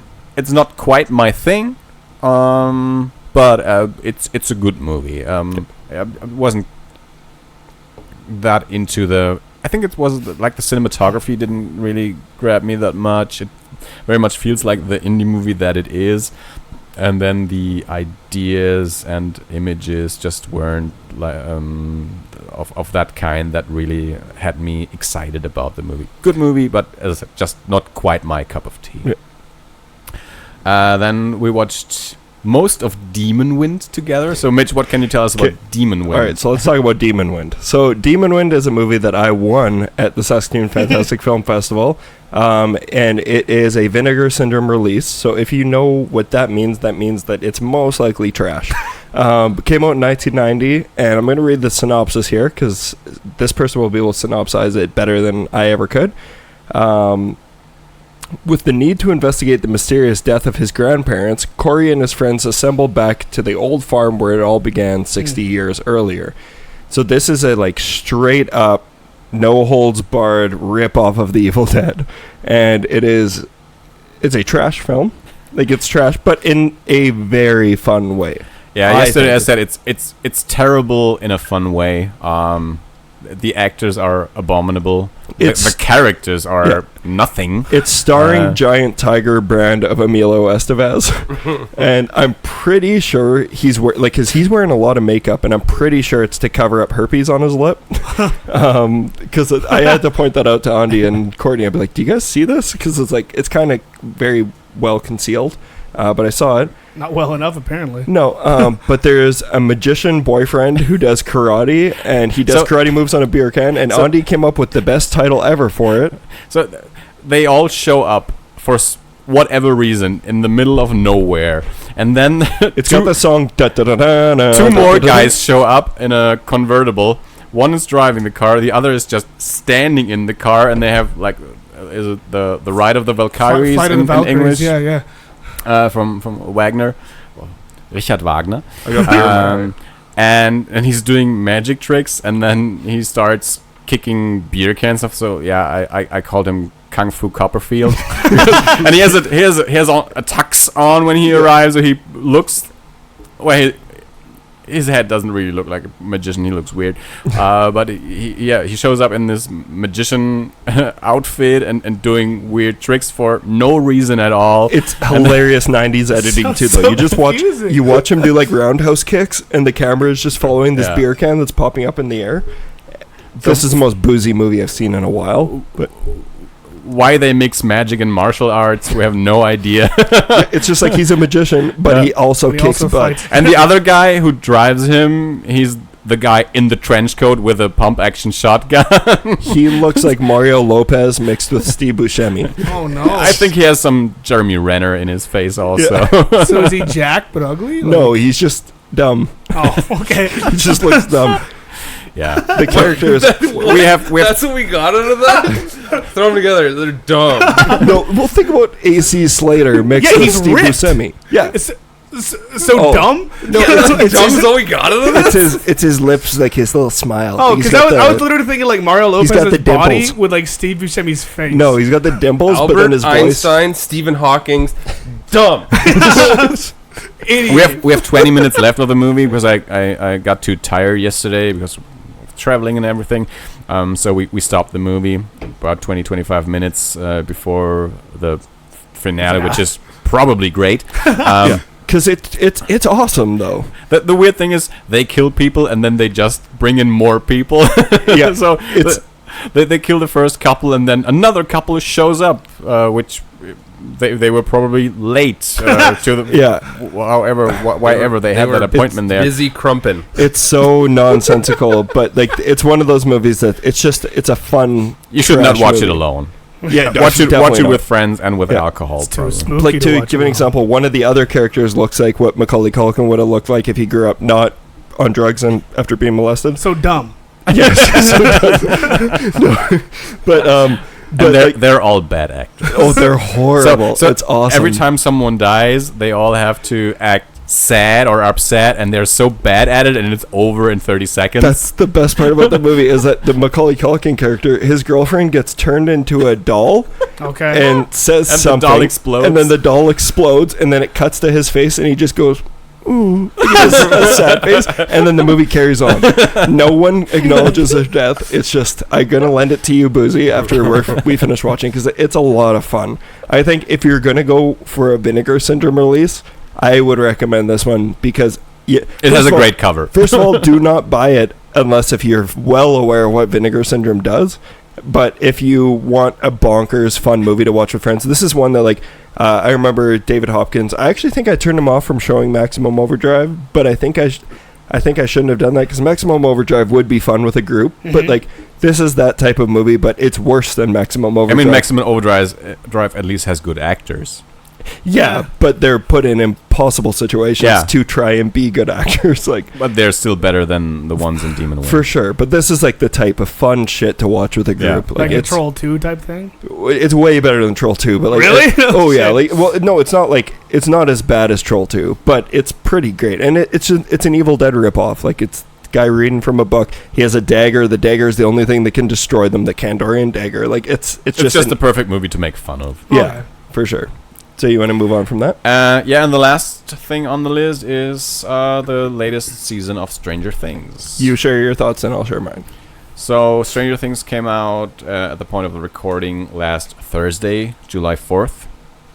And Bianca and I spent the Friday, July 5th, staying at our hotel, just resting. And so we watched 6 episodes that day.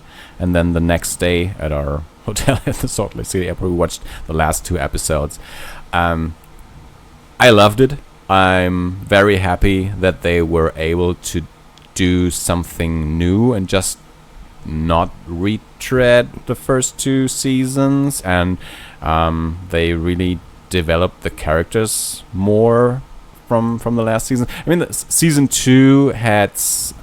1 had I think they opened like 3 cliffhangers in the last 3 minutes of that season.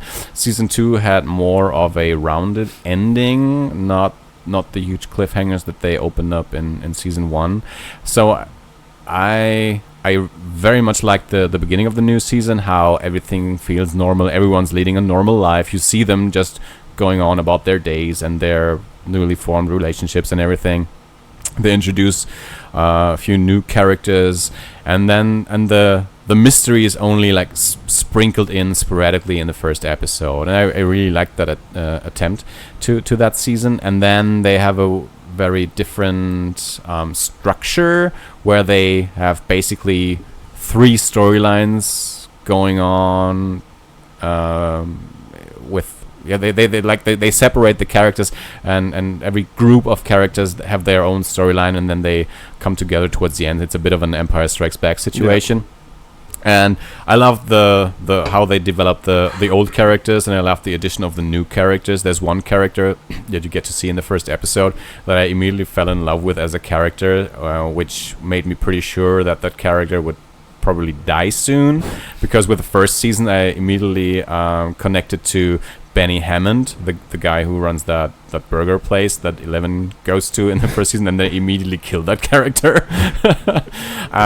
So yeah, I think it's one of the shows that so far to me has been able to not only keep the quality of the first season, but also do different things with this third season. That it's not only it's cool, it's more of the same. No, they really made it exciting, and I saw someone say that the third season is probably the best one yet, and I'm not quite sure about that, but I don't fault anyone for saying that. It is a great season of television.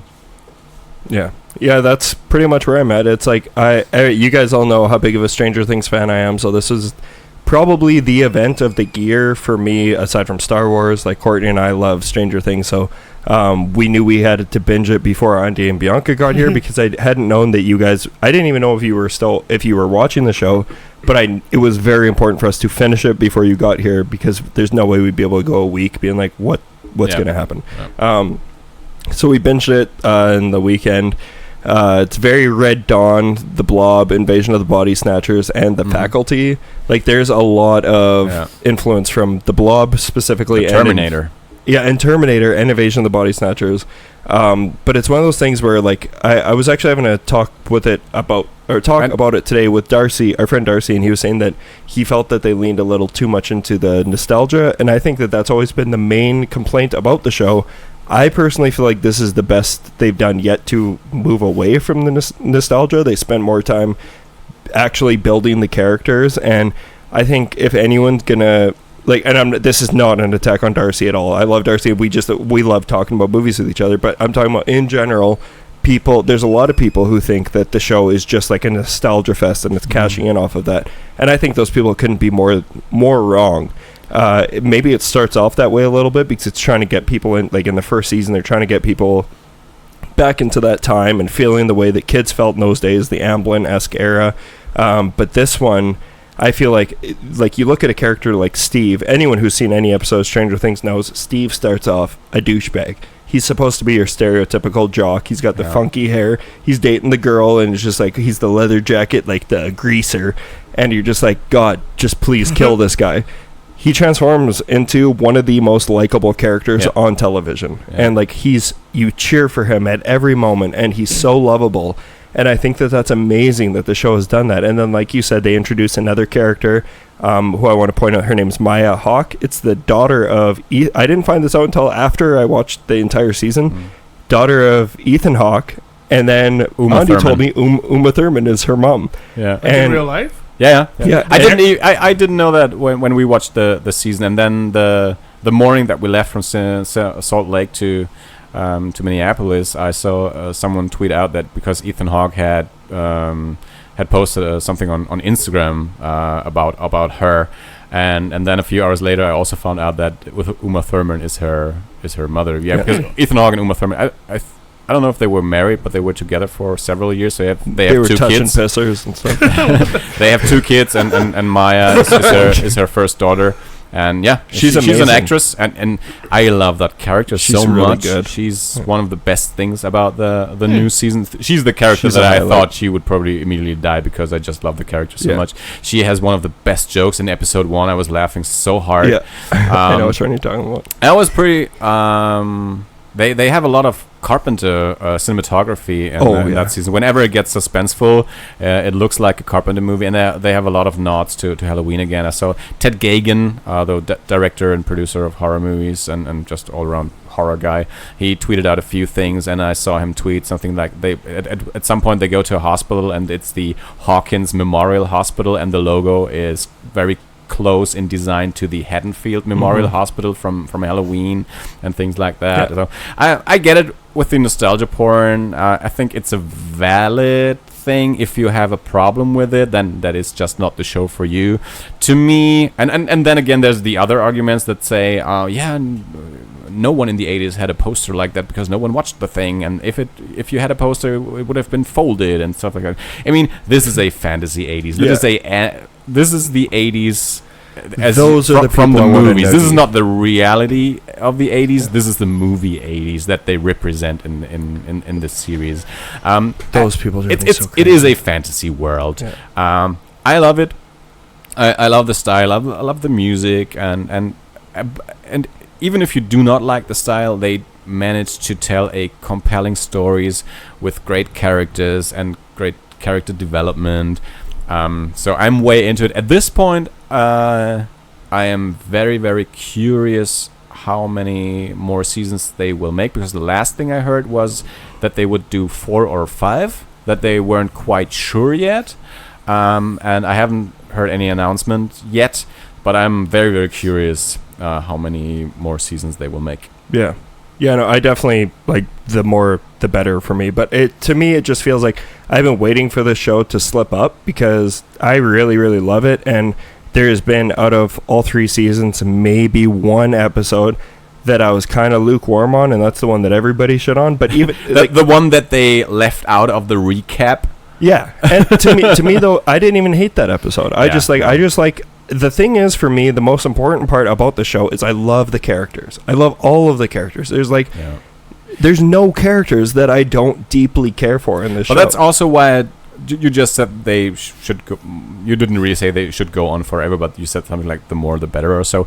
And I do not quite think that, because I think the actors are getting too old. I want to see them get, like, because they're getting pubes now. They are. No, they're you want the R-rated version? Their voices are cracking. I'm like, Courtney, they're hitting puberty, and like it's so funny to watch it, because I love watching them get more awkward or less awkward. Like Dustin, like, top 3 favorite characters: Steve, Dustin, and my favorite character in the entire series is Hopper, Detective Hopper. So, but Dustin is fucking hilarious, and he's so lovable. And like one of the most heart-wrenching things in the world is at the end of season 2, when you see him with his hair done up. Like, I'm not going to say anything if for some reason, I know Diego still hasn't seen it, but it's adorable. Yeah. And he's just like, I just want to kiss that kid in a non-predatory way. Yeah, but once they are 20 years old, do you really think that would still work? I want to see them smoking pot on their couch watching, like, terrible getting movies. Married, getting kids. No, okay, realistically, I want 5 seasons. I want 5 from them. But I want that last season to be like, because they're growing up quick. Yeah, they are so. I think when we talk with Bryson, it feels like in the first season, because they have long periods between seasons, and in the first season they're just kids, and now they're almost young adults. I mean, I know they're still teenagers, but now you've seen them on late night talk shows and stuff like that. So, and they live a very different life than in the first seasons. You didn't know them at all, and now you know that Finn Wolfhard has a band, bad band. He's been on all the pup videos, or a couple of pup videos. One of my favorite bands. So I think they should not do more than 5, especially when they take such a long time to do another season, because I think they're getting too old. And you do not want them to introduce more younger characters. I mean, although there is a younger character on this season, like Lucas's sister Erica. She's a highlight. She joins the main characters halfway through the season, and she's one of the best characters of the season. So her addition in the second half of the season is so great and so funny, but you don't want her to be like the main character of the show. You follow the original characters. Even the bad characters, the evil characters, I love them. Love them. Billy has such a great arc in this season. Yeah, love Billy. I mean, he was a great villain in season 2. He's the Red Ranger in Power Rangers. Yeah. And his arc in season 3 is also so great. So it's just that's why, great writing. Yeah. And one thing that I want to point out, 2 of the episodes are directed by Uta Briesewitz, who is a German. So we can avoid those episodes. She used to be a director of photography. She has been on every of your favorite American TV shows, and for a few years now she's gotten into directing. So she directed on Westworld and Jessica Jones, and she's gonna shoot the first 2 episodes of the Wheel of Time series, that fantasy novel adaptation. It's gonna be the new Game of Thrones. So she's one of the Germans who made it, and she actually was a DP on Session 9, the Brett Anderson movie. Mm-hmm. She was the DP on half of the episodes of The Wire. She's one of the Germans that no one knows about in Germany, who's very, very successful in American TV and movies. Yeah. Closing thoughts on this season of Stranger Things. There are so many, like, the show has always been beautiful. There's so many moments in the show that I'm like, these look like paintings. They're so amazing. The way that they frame them up. The direction is beautiful. Cinematography is amazing. The lighting, and like that's like a lot of it. A lot of this one takes place in a mall, so it's like the 80s like Mallrats version. Yeah. Like, it's really great. I want to point out that I love one of my favorite characters on all of television is Detective Hopper, who is played by holy shit, I can't believe I'm drawing David Harbour. Yeah, Hellboy. Yes. Yeah. No, but I love him. I love him so much, and especially I love knowing that he's becoming a star, regardless of the fact I still haven't seen the new Hellboy. I know I'm gonna hate it. I'm not going to hate it because of him, though. I love his character, and I love that he is a guy who has been so openly talking about on different podcasts. I've listened to so many podcasts with him, watched so many interviews. He's so open about his mental health issues, and he's open with the fact that he has body dysmorphia, and he can't so if anyone doesn't know what body dysmorphia is, you think that you're a lot worse than you are, and you see the worst in yourself. And he spends 25% of this season with his shirt off. He's become a deadbot icon. He is a deadbot because the thing is, he's a good-looking dude, and he's making the kind of chubbier-ish guy look sexy. I love it, and his suit, his shirts in this show. I mean, he's Thomas Magnum on the show. Yes, in this season, I want his entire wardrobe. I want every shirt he has. I saw it was basically trending on Twitter that everyone wants his shirt. His shirt's amazing. No one wants his mustache, apparently. I will fuck with his mustache. Yeah. But yeah, he's Thomas Magnum. Yeah, I'm not going to say this is the best season of Stranger Things yet, but I do think that it might technically be the best character development, best it's most well shot. It's just so well fleshed out. Everything. You tie up a lot of things that need to be tied up. I think at some point we will all just get to the point where we do not even talk in seasons anymore, because I mean everyone says, it's every season is like a long movie, so at some point we would probably say 5 seasons is a very long movie. Yeah. I loved it. Courtney and I started it again last night, so that's going to be my closing thoughts. We're going to take a quick break. We're going to get on to some quick news, and then we'll get on to our main feature topic conversation on MIDSOMMAR. Do I get to say the sentence? Yeah, that's the plan. Andy, take it away. So, hit us with them. No, wait. Sorry, I want to get this on Instagram. I'm going to put this on our Instagram. Sorry, just wait. We got to hold this up. So, people, I actually thought if I could come up with a good German translation, but I then decided against it. So, okay, 1, 2, go. Hit us with the motherfucking news booze. Okay.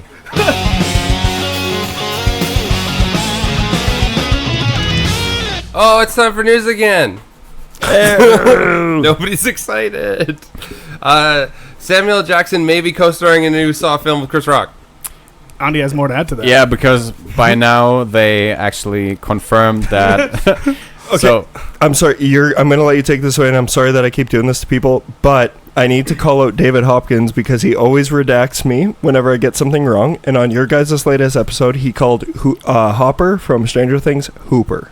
So Fuck you. Fucking idiot. Fuck you, you fucking moron. We finally got one on you. Yeah, finally. Sorry, continue. I mean, that's news. If you knew more about horror, you would find more mistakes that we make. That's very true. Thank you. No, yeah, they confirmed actually. So Chris Rock is not only he did not only come up with the story, he is in the movie, and Sam Jackson is playing his father apparently, and Max Minghella is also in the movie, who you may have seen in the adaptation of Joe Hill's Horns. Mm-hmm. And Marisol Nichols is in the movie, who I just found out was in the show Riverdale, or maybe is in the show Riverdale. So yeah, that just came out today, and today they started principal photography. So this Monday is the first day of actual shooting of the movie. So let's take our turns going around saying what we think about this, which is something we never do in news. We just say the headline, then we move on.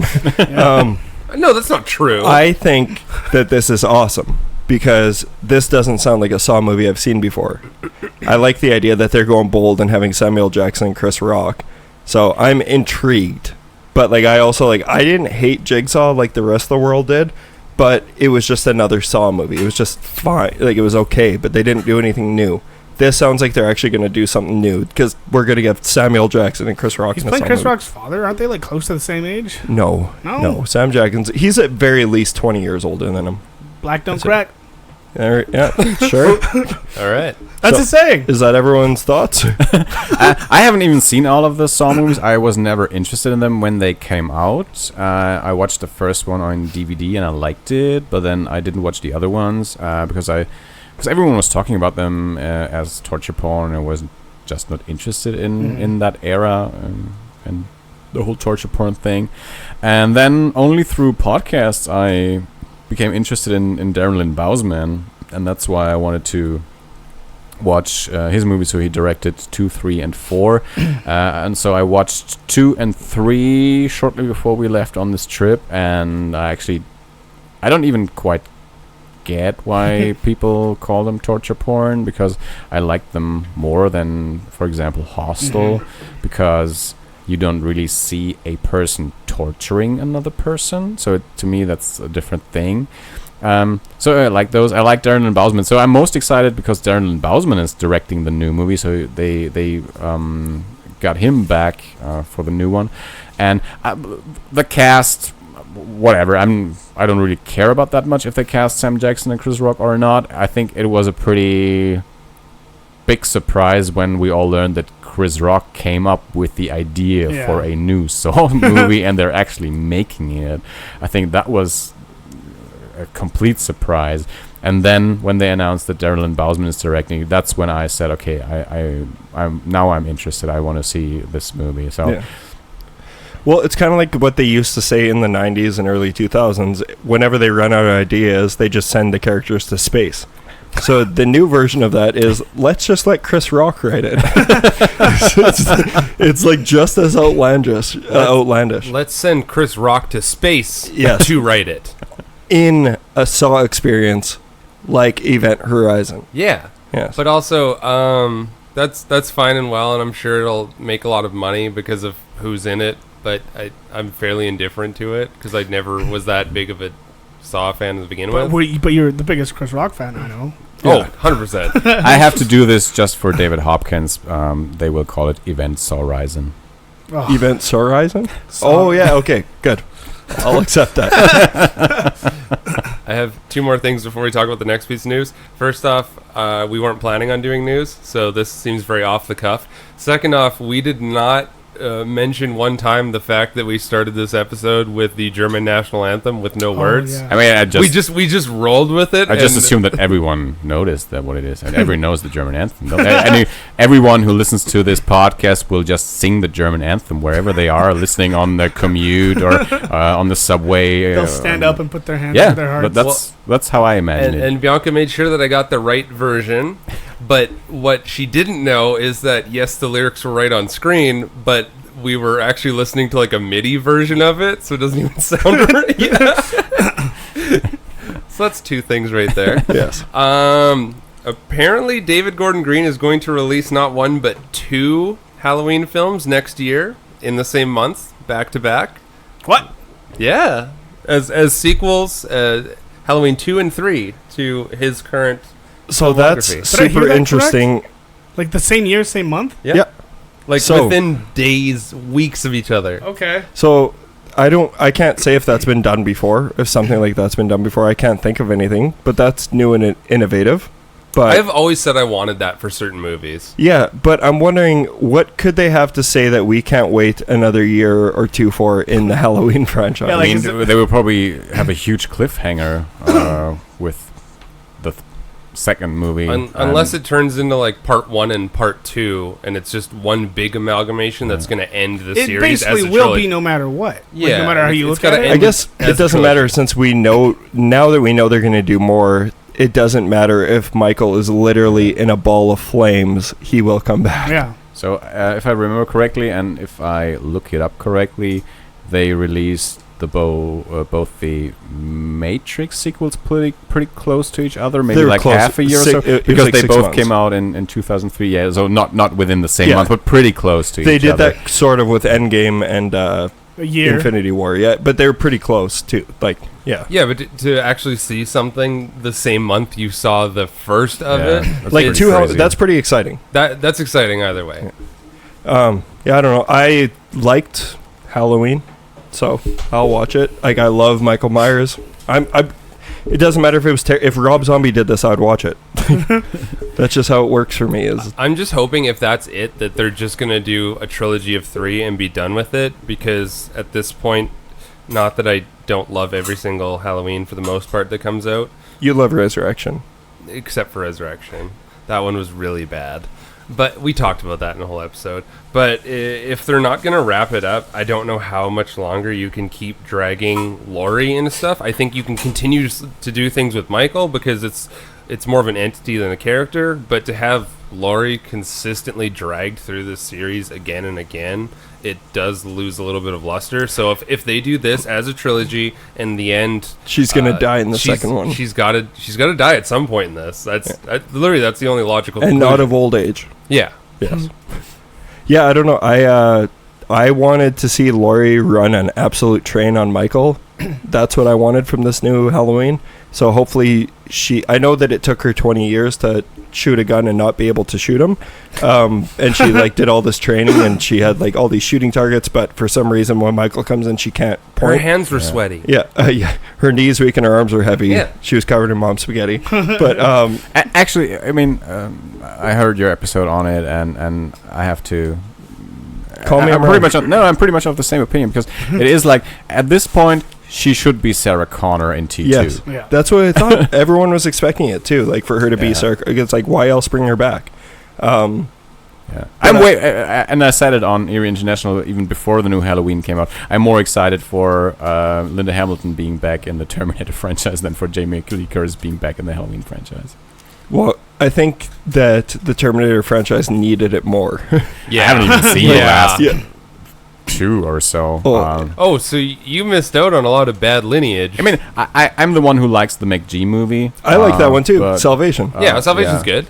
Well, everyone hates that movie. It's fine. No, I liked it, but I haven't seen the last one. I think that's because there was one time where we triggered Jesse really bad, Jambi, because he was talking about Boozy's wrong opinions about the Terminator franchise, and I think he might have been talking about us kind of in Salvation. So I'm going to point that out. Salvation is fine. Salvation is what people wanted after watching Salvation was Judgment Day. It was much better than Rise of the Machines and Genesis. Yeah. Okay. Well, yeah. Obviously we're down. We're going to go see these Halloween movies. Go opening night, of course. Yeah. The first movie could have been horrible and I'd still be there. The shitty thing is I'm probably going to see them too. Yeah. Just because now that I've seen the new one, the David Gordon Green one, it's fuck. Well, I have to. I just feel like I need to do it. Yeah. Even though I didn't like the. Yeah. I don't want to talk about this movie. I'm really hoping that they're going to put out more soundtracks though, because that soundtrack was amazing. Yep. It still is amazing. If you want more of the soundtrack, they used some of the unused music cues in the TV show Vice Principals, which I've been watching. I can't tell if you're joking or being serious. I'm not joking because it's produced by David Gordon Green and it's written by Danny McBride. Danny McBride is starring in it. What the fuck is Vice Principals? It's a pretty funny but ridiculous show. It's made by the same people that did Eastbound and Down. Okay. But it's him and Walton Goggins, Danny McBride and Walton Goggins are vice principals of a school, and they really want to be the principal. So this sounds fucking awesome. The first episode, their principal dies, so they're both expecting to get the promotion to be principal, and it shows that they both just have power complexes, and they just want to be principals. That's all that matters to them in their life. And then they get a new principal, and it's all about them trying to kill her. I love Walton Goggins. Yeah, and he's great in it. What show is it? It's called Vice. What is this on? I think it's HBO. I think so. Yeah, I haven't seen it, but I think it's an HBO. It's on Crave. It's on Crave, and there are some. I need to get Crave again. I've only watched the first season so far. I watched it recently, and it's pretty funny. But there's actually a lot of musical cues where I'm like, hey, there are even cues from Halloween in it that are just like buried deep in there. Interesting. But yeah, it's pretty funny. That was a nice piece of trivia. I enjoyed that. You're welcome. Speaking of which, we're gonna do horror trivia soon because we got people here who can actually participate in horror trivia. Courtney bought me that, and like we tried playing it with our other friends, and they're like, we don't watch horror movies. Do you have anything else for news? Not that I know of off the cuff. If you guys do, let's talk about the Danielle Harris thing. Oh, yeah. So, I think a few weeks ago or so, there was already the rumor that they were making a new Halloween movie, because I think it was Jason Blum who tweeted something out that they met with Jamie Lee Curtis. Yeah, he posted a picture of Jamie Lee Curtis, and Ryan Turk was posting pictures of Halloween stuff. It's like, hey, obviously. But they hadn't announced it yet, and so the other day, like 2 days ago or so, Danielle Harris, who Jamie Lloyd was in Halloween 4 and 5, I think, and Halloween 2, and Rob Zombie's Halloween. So yeah, I think when they made the new Halloween and she wasn't invited to be in the movie, she got pretty pissed off and was very vocal about it. So I think about 2 days ago or so, before they even announced officially that they were making new ones, she tweeted something like, oh, so now they're making another one and I'm not invited. She's really jaded. Yeah, and she even called for her followers to start a petition. How do we feel about that? I agree with her. First of all, sorry, because Courtney's in the room. Jamie, okay, so Danielle Harris is a good-looking girl. Yep. She's attractive. Yep. I don't give a flying fuck if she's in any more Halloween movies. She was a kid in the Halloween 4 and 5. She's not a good actress, and she would stick out like a sore thumb in these movies, is how I feel.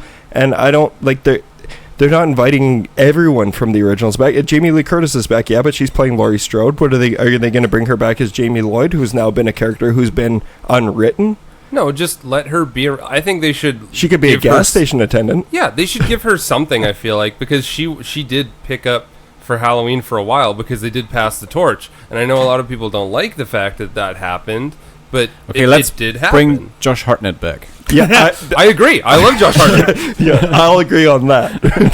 But no, because H2O is the better movie of the two. Yeah. But I don't know. I don't care. I think she's being such a poor sport about it. In general, doesn't matter if it is Danielle Harris, doesn't matter if it's Halloween. I don't think that is a very good thing if you want to work in the industry, to be that pissy about when they do new movies and they do not invite you, to be that vocal about it. And I mean, that will not bring you back. No, that will not put you on their good side. They will not be interested in, oh, well, you called us out so much, so yeah, I guess we're bringing you back now. Welcome to the team. Prime example that's happened recently is they're remaking Candyman. They're doing a new Candyman, and Tony Todd has been vocal about it. He's like, hey, I haven't been asked anything. Like, Jordan Peele's doing this new Candyman. Has Robert Englund said anything when they made a new Nightmare movie? I don't think he wanted anything to do with that either. He wants to play Freddy again, I know that, but but the thing is, so Tony Todd was like, I would love to be involved. That's all he's done. He's now going to be in the new Candyman. Yeah. He's been invited back. He may not be Candyman, but he's going to be in the movie. Danielle Harris has always stomped her feet, and if you listen to her on any podcast, she's so fucking full of herself, and she thinks that she's more relevant than she is. And as much as I love Jamie Lloyd in Halloween 4 and 5, she doesn't, this is a bad way to get put into a new Halloween movie, in my opinion. And I'm like, if she's in it, cool. But she was already in Rob Zombie's versions. Robert Zombington. Robert Cummings. Sorry, that's his real name. Yeah, it just doesn't feel very professional. It doesn't. I understand where you guys are coming from, but I do feel like she's gotten the raw end of the deal a lot in terms of the Halloween legacy. But she was in the Halloween movies when they started going straight to DVD. That's what a lot of people. That's not her fault, though. No, but the thing is, like, she's not. It's not like she's Jamie. It's not like she's Laurie Strode. That's where I'm kind of at. It's like, if we're gonna start inviting her back, then we got to get. I mean, I don't. It's not that I'm opposed to them bringing her back. It's just how she's dealing with it. Yeah. How she's dealing with it just feels wrong. I agree, but give her something. Let her be some sort of minor character. It was nice that she was in Robert Zombington's Halloween for a little bit. Fuck you. Okay, yeah, that's our hot takes for the day, I think. Yeah, maybe we'll see when we get on to our main feature, Ari Asters' new film, MIDSOMMAR. We'll be right back after this trailer.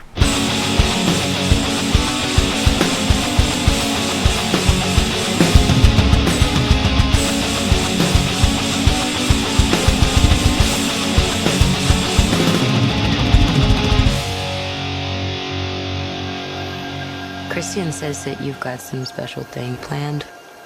Yeah, it's like a crazy 9-day festival. It only happens every 90 years.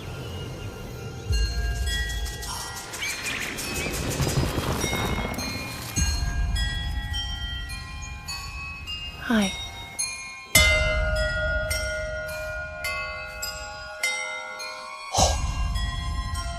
Hello. Theodore. You can't speak. You can't move. But this opens you up to the influence. And it breaks down your defenses. Trust me. And welcome back to our main feature presentation, in which we're going to be discussing and reviewing Ari Asters' latest film, MIDSOMMAR. I could say that you probably won't hear spoilers for the first 3 minutes, but we're going to openly talk about this.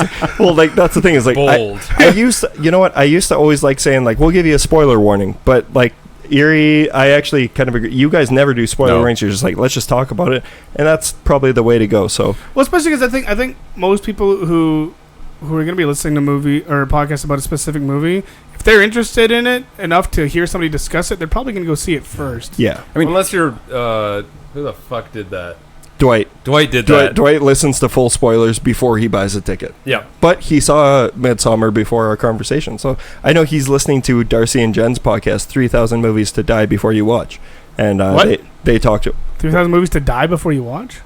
Is this your first time hearing this? I thought it was called To Watch Before You Die. No. Oh, okay. No, To Die Before You Die. That was not just you being drunk? No, and I came up with that name. Oh. You did. Yeah.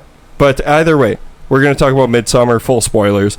But before we get on with that, I'll just say, once again, it's written and directed by Ari Aster, who he put out Hereditary last year, which was the Terror Table's unanimous, like, we didn't even know, but all three of us said it was our favorite film of the year. Andi will get to it, but you weren't a big fan. You liked parts of it, but it didn't fully work for you. So MIDSOMMAR, starring Florence Pugh, Jack Rayner, William Jackson Harper, Wilhelm Blomgren. I'm so. Can you say it?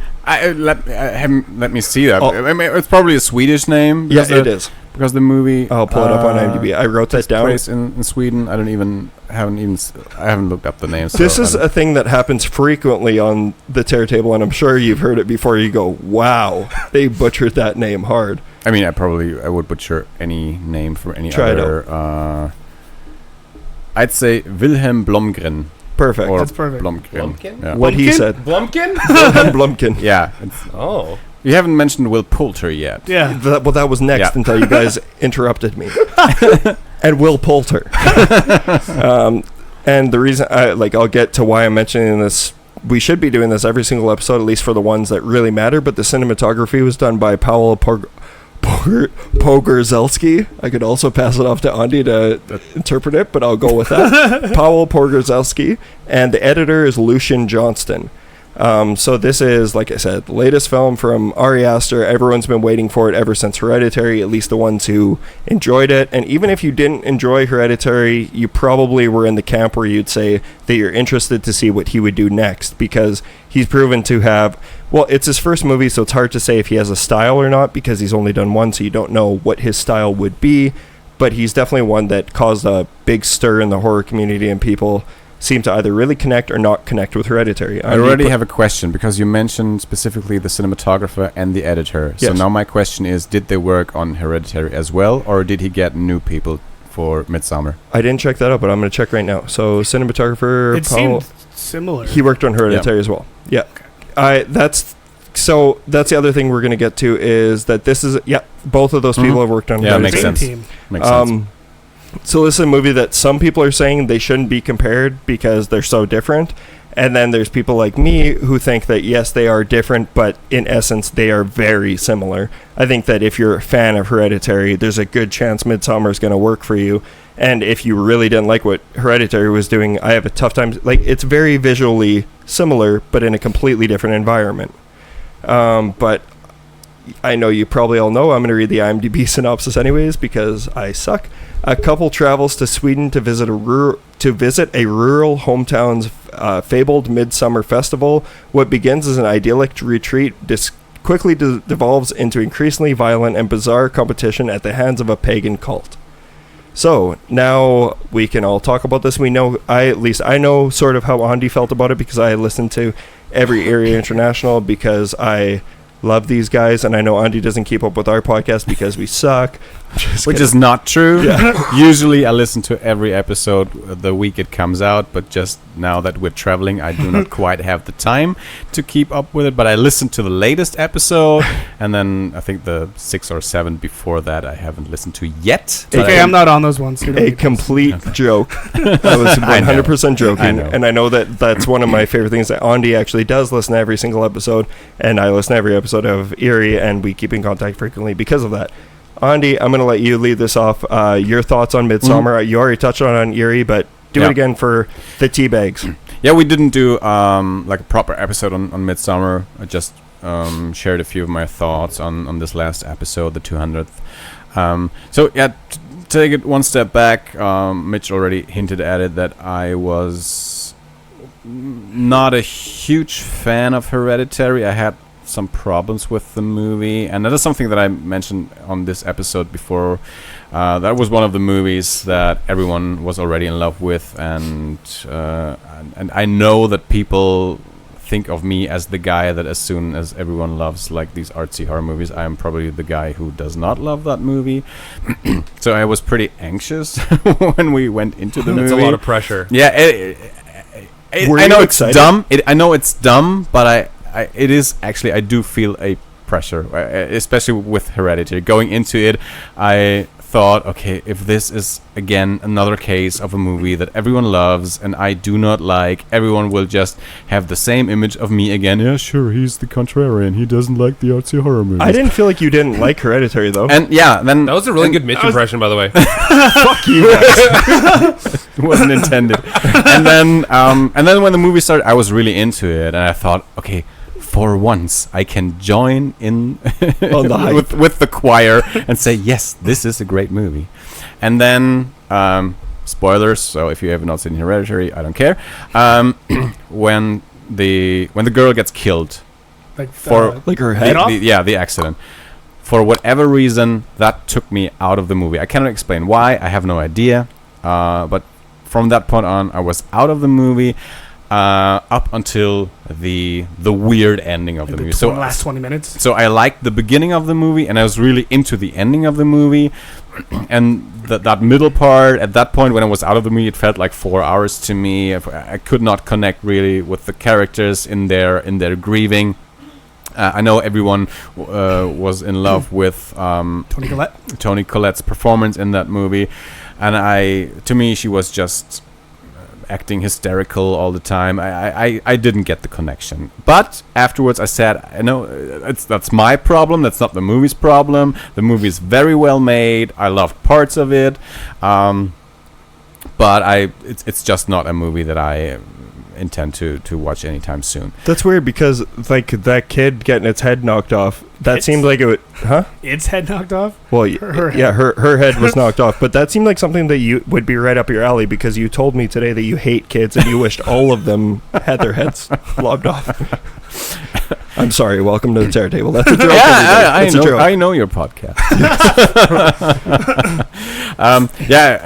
Anyway, so I was not in the Ari Aster fan club immediately, and so I wasn't even sure if I would watch MIDSOMMAR. But again, the opportunity came up when we visited the Bryson. Even before we visited him, he asked if we would be interested in seeing this movie with him. Beat us to the punch. So he texted me to apologize. He's like, "Hey man, I listened to your episode late, and I heard that you had plans to show this. You were planning on taking Andi and Bianca, which would have been tonight." Yeah. And I was just like, "Hey, it's fine. I could have texted you guys, and also I'm like, I'm happy about that because then we could go see it earlier." He had asked us a few weeks ago if we were interested in seeing the movie with him when we were in Ogden, Utah. So July 4th, we went and watched the movie, and I think I saw the very first teaser when it came out, but I don't think I watched any of the trailers afterwards. So you weren't like excited to see it, but yeah, exactly. So I didn't have any expectations one way or another. And I had seen a few reactions on Twitter before I knew that the movie is quite long. It's 2 hours and 20 minutes. I saw one of the movie critics on Twitter that we follow with the Eerie International account saying something that felt like 8 hours, but not in a bad way. I follow that too. And I do not usually do that, but for this movie, I went on Letterboxd just to see how my few people on Letterboxd had rated the movie, and none of them had watched it yet.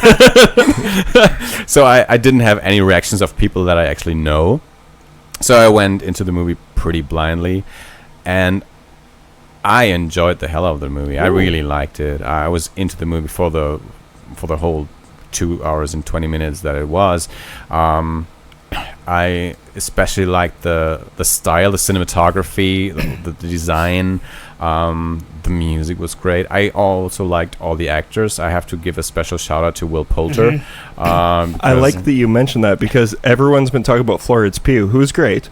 But Will Poulter is like a big part of this movie that no one's talking about. Bianca told me to give a special shout out to Will Poulter because Bianca's the best. But we like him as an actor just in general. I don't think I have seen many movies with him, but whenever we see him, we really like him. And his role was great in the movie. I think Bianca said something like he is the comic relief, but it's still not really. It's so natural. It's so natural, like his comic. He's relief. Not annoying in his comedic way in the movie. But Florence Pugh, you mentioned her. She is great. I was very impressed by her performance, especially. There's this one scene in the beginning of the movie when she learns about so we're spoiling this, right? Yeah. About the deaths of her relatives, and her boyfriend calls her. He visits her at home, and she's just in his lap crying, hyperventilating. She's making sounds you've never heard. That felt so real to me. Because you see people being sad like in Demon Wind in movies all the time and crying, but the way that she portrayed that, the way she acted, not only crying, but you felt the physical pain she was in. And if you ever experienced something similar like that, you feel her pain in that scene and later in the movie as well. And David mentioned that on Eerie International, that he's impressed by how whatever Ari Aster does to his actresses, that they are able to portray the pain of grief in that way is very, very impressive. I think that was one of the best criticisms I've heard of the movie so far, because David's the only one I heard say that, is that because clearly this has got to be the work of Ari Aster getting this out of his actresses and his actors. Yeah. So that was very impressive, and there was one point where I didn't look at my watch or anything, so I didn't know how long the movie was at that point. But there was one point towards the end where I thought, okay, we're probably close to the end. And then it went on for a little longer than I expected. And then I thought, okay, I hope we're getting close to the end. And then we were getting close to the end. So it didn't feel like 8 hours. It felt like a 2 hour and 20 movie. It felt like the runtime that it is, which was totally fine because I was always into the movie.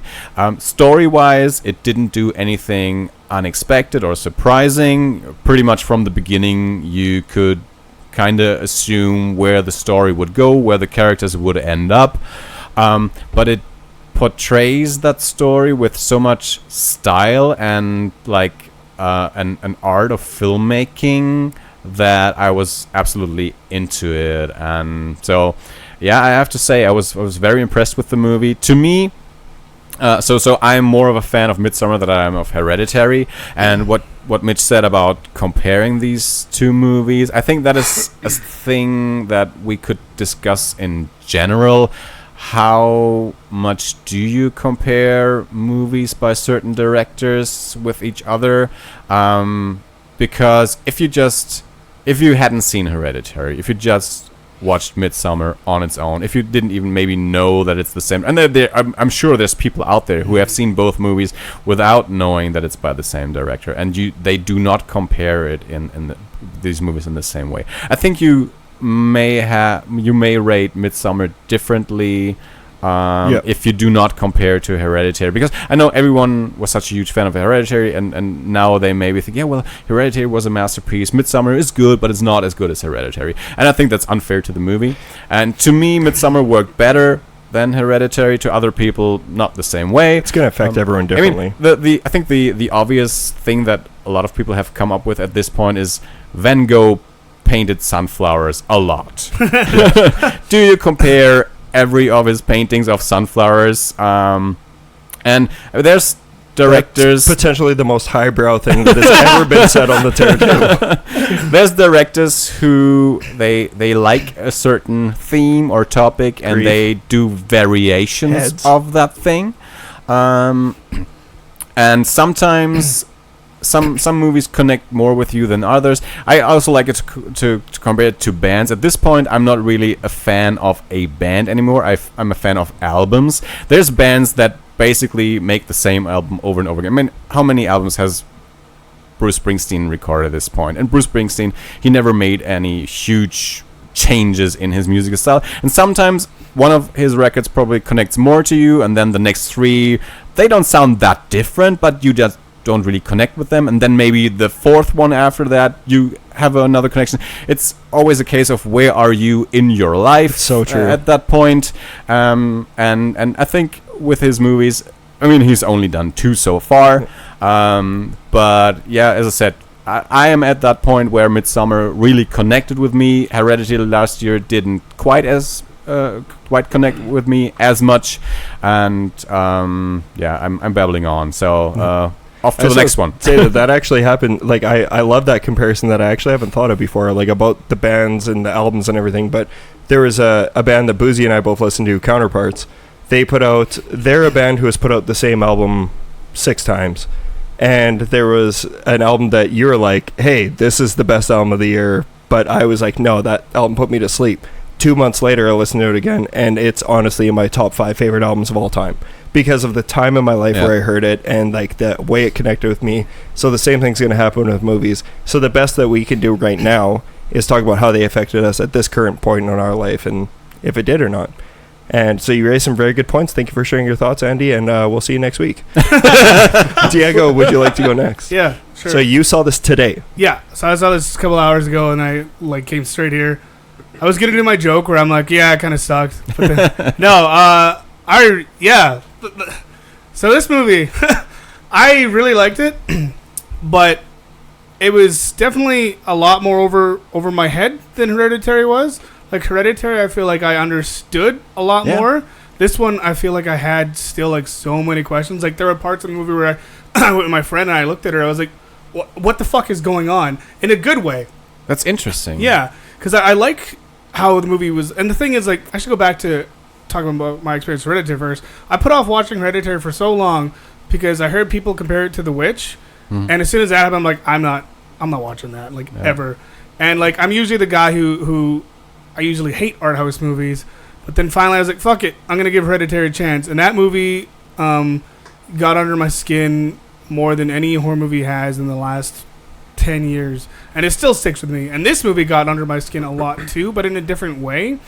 I know we were just talking about not wanting to compare movies, but I feel like we're going to have to in this conversation. But I agree with Andi that it's not entirely fair, but it's going to happen, and I'm going to do it. Yeah, and just based on how it made me feel at the time, I prefer Hereditary only because I understood it more right away. Whereas Midsommar, I feel like I'm gonna have to watch a couple more times to let it really sink in. It's very interesting to me because I felt that Midsommar was less cerebral than Hereditary. So I thought, and I 100% agree. Yeah. So I had a different experience with both the movies. I thought that Hereditary was the even more like artsier one that I didn't quite comprehend. It's tough to say, but like also like you went about 5 months of listening to people just talk about obsess over Hereditary. So that's the difference. Is you at least saw Midsommar within 2 weeks of it being released. Like like Hereditary, it's talk about like demons and possession and stuff, and like I connect with that stuff a bit more than I do with whatever Midsommar was. And I don't mean that it sounds like I'm saying that you're not a Burning Man guy. Like with the Wicker Man? No, Burning Man. I thought you'd be a... No, I'm Coachella over Burning Man. Okay. But, no, I really enjoyed Midsommar. It definitely has, like, Ari Asters definitely... He definitely has a style now. Like, yeah, I agree. Full on, like, the way Florence... Florence Pugh. Pugh? Yeah, the way the way she portrays grief is just insane. And, like, yeah, like, it's literally something, like, you could feel her emotions and, like... right at the start of the movie too, it's like fuck, like what a setup to the rest of the movie. I like how Will Poulter had it, like the whole theater was laughing, all 8 of us, but because like I wanted to go to this movie where I knew like I want to be sitting next to someone who was gonna be like an idiot, because like you went at the right time. We went at 1:25 in the afternoon, but I do Mitch said it, so I don't remember if we were recording when you said that, but this isn't the kind of movie people like that are gonna go to. Like this isn't like Child's Play where you're gonna sit next to people who are gonna openly talk at the movie.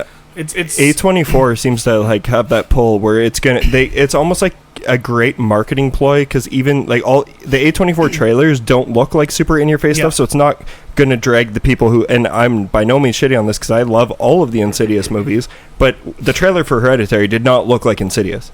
So I don't think people that demographic is going to go to it. And the trailer for Midsommar, you don't really they're even more further removed. Like Midsommar, it blows my mind if there's any person who's not really into movies going to be like, I want to see this one.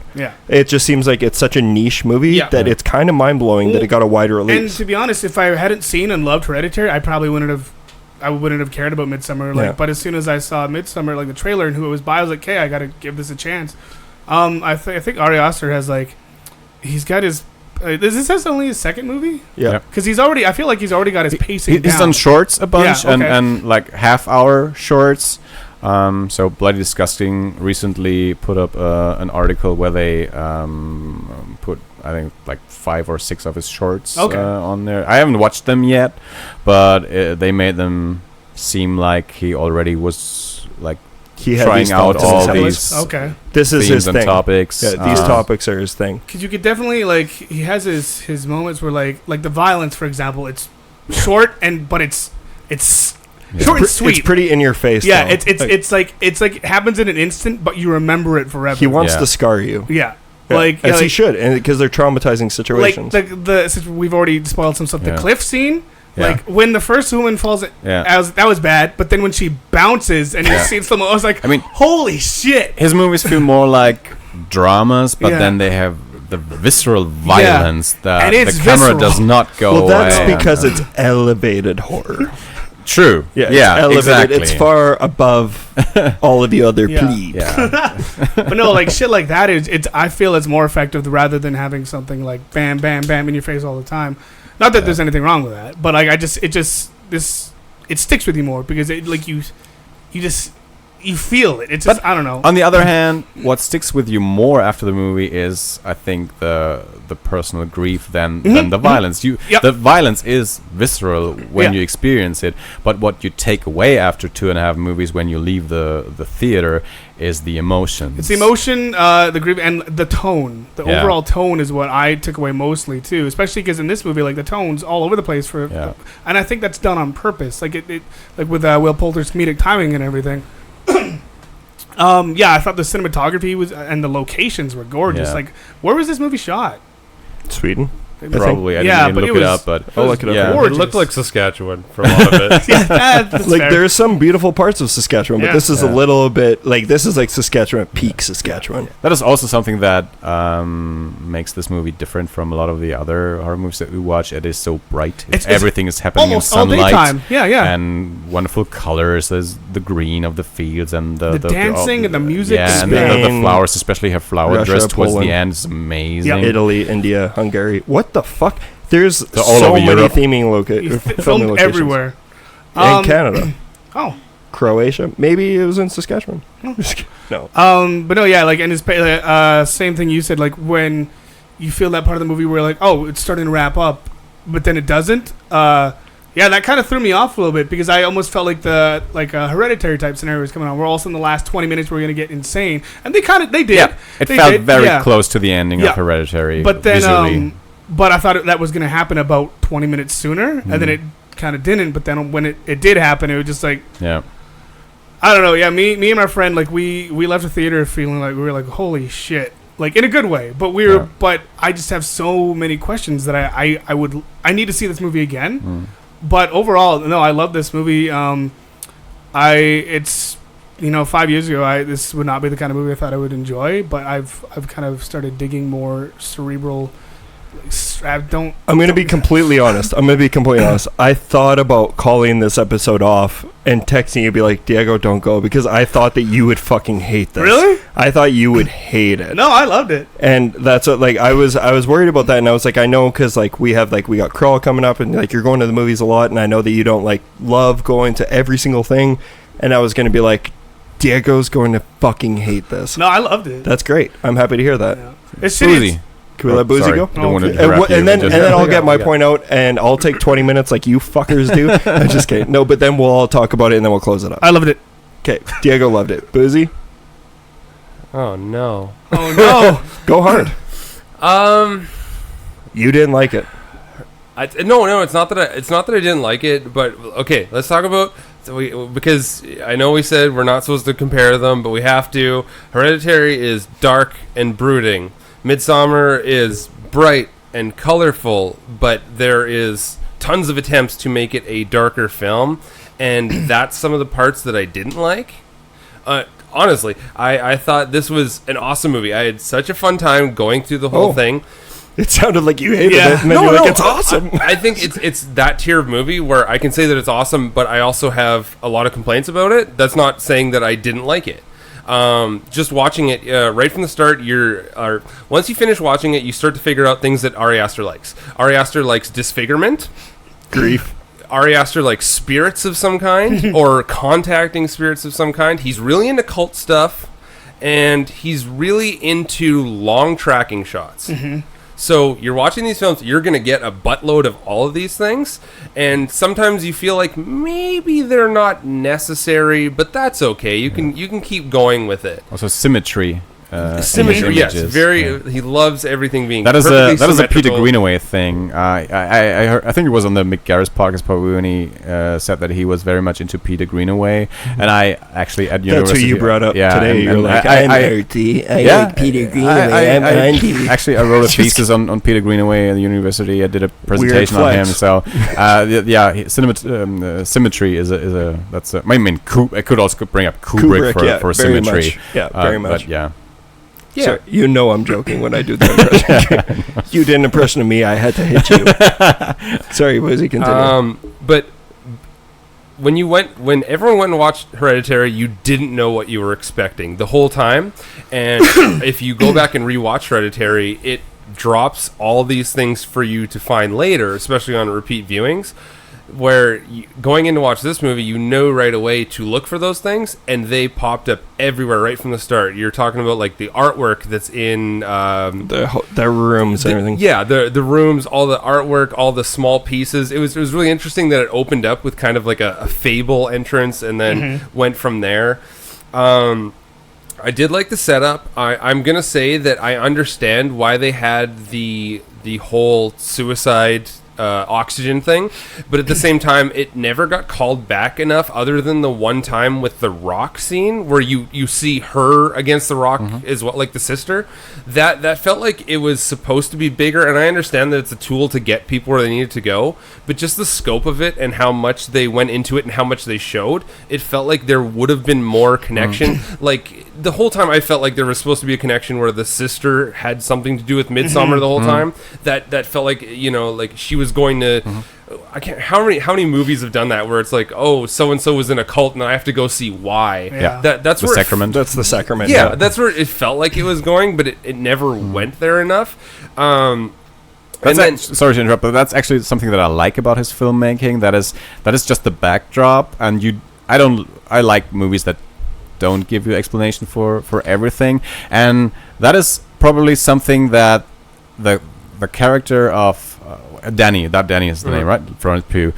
She doesn't know everything about what went on in that house when her sister decided to take her own life and take the parents with her, and that's why the movie doesn't give you these answers. And that's something that I really like, because it makes it more mysterious, and it makes her grief also more believable, because she doesn't have any answers for what just happened. And I'll say I haven't gotten to my points, but I 100% agree with you on that. But I also understand exactly where you're coming from, and it seems like, because what I always do, and I'm not gonna lie, like I actually did not know the Rotten Tomato score going into this movie. It's been me neither, one of the few times actually where I just like I honestly saw one trailer, I knew nothing, and I was like, I'm trying my hardest to go in, and I did. But afterwards, I looked up, and I can understand that complaint, and that seems to be something that bothered a lot of people, and I understand why. But I'm in your camp. What's the rating? I have no idea. 83 or like 80. That's not bad. Yeah, no, it's definitely not bad. But sorry, I'm sorry to cut you off, but I can totally understand. It's not. I had no problems with it happening. It felt that they made such a big deal of it, and it's a pretty extravagant suicide. Exactly. It's not something where they show like like a car accident or something going on from there, or the house being on fire, and just have wanting the firefighters say like, no one made it out, or that sort of thing. They deliberately showed you so much, to the point where you're seeing the sister's face, changing to like a blue from the you know what I mean, from the carbon dioxide, and her eyes rolling and shit. It felt like they focused on that so much that to have it not really be called back is a weird step for me, where I was stuck to that, because it is such a big scene. I was stuck to that the whole time, going like, where is a little bit more of a payoff? And maybe that's my own problem, is that I want everything to be blocked into like, this is why this happened, and featured that way. It was a fun story when they got there. I mean, I really liked that they didn't show a lot of them actually traveling, kind of like how like a montage. This is a weird callback, but like you're gonna hear like, sweet home man. it wasn't like American Werewolf in Paris, where they have to make a big deal of them like, traveling. We're going to get laid. Yeah, they didn't make a big deal of that, and I didn't have to see all that. Sorry to interrupt again, but that to me was one of the best scenes in the movie, when you see her going to the bathroom, the and transition. They're on the plane, because you don't need all of it. There was probably an argument when they realized that she is actually going on the trip, and they didn't want her to go on the trip, and that to me was like perfect cinema. That is movie making. That's magic. That editing was so fantastic, and that was one of the early scenes where I was really getting into the movie, when I realized, okay, that's what we're doing now. You gotta watch Hereditary again. He does that a lot in it. I said that earlier in this episode. On a rewatch, I might have a better connection with the movie. That's totally possible. No, I'm with you though. That moment was like I'll get to it when I get to my point, but like, when that happened, I was just like, oh my god, that was exciting. This is a guy who has his vision, and he's going like, sorry. You learn so much in that scene, because she's still in the same place that she was probably weeks before, when we last saw her a second ago in that apartment, and now we see her in that bathroom on the plane, and we know, okay, she's still not over this. There's a weird relationship between all the guys and her. The boyfriend initially wanted to dump her. His friends do not even like the relationship, and now they are stuck on the plane, and they're going to Sweden together. there's so much in this one tiny edit, and that is what makes movies specific. Yeah, that is so different from literature or music or theater. That is movie making. That's the magic of movies. I agree. Okay, keep going. Going on from that, you have that connection that all of the friends have with the boyfriend, and then the girlfriend's kind of on the fringes, and like you'd said, that they don't all see eye to eye, or there's quite a bit of friction, and you don't pick up on any friction between the friends, and they do mention the thesis once before. That's also a thing where I had concerns about, is having that whole thesis about, I don't know what I'm going to do mine on, and I'm going to do it on this, and the other guy, you've clearly set up that he's been preparing for this thing, and I understand why they had that in there to get certain characters where they needed to be, but it basically went from zero hostility between two characters to boiling over really quickly, which is another thing where I would have liked this movie is 2 hours and 24 minutes long. I feel like you could have added a couple more minutes or seconds to make that feel a little more organic. Or you wanted to replace a moment. Did you want it longer? No. Okay.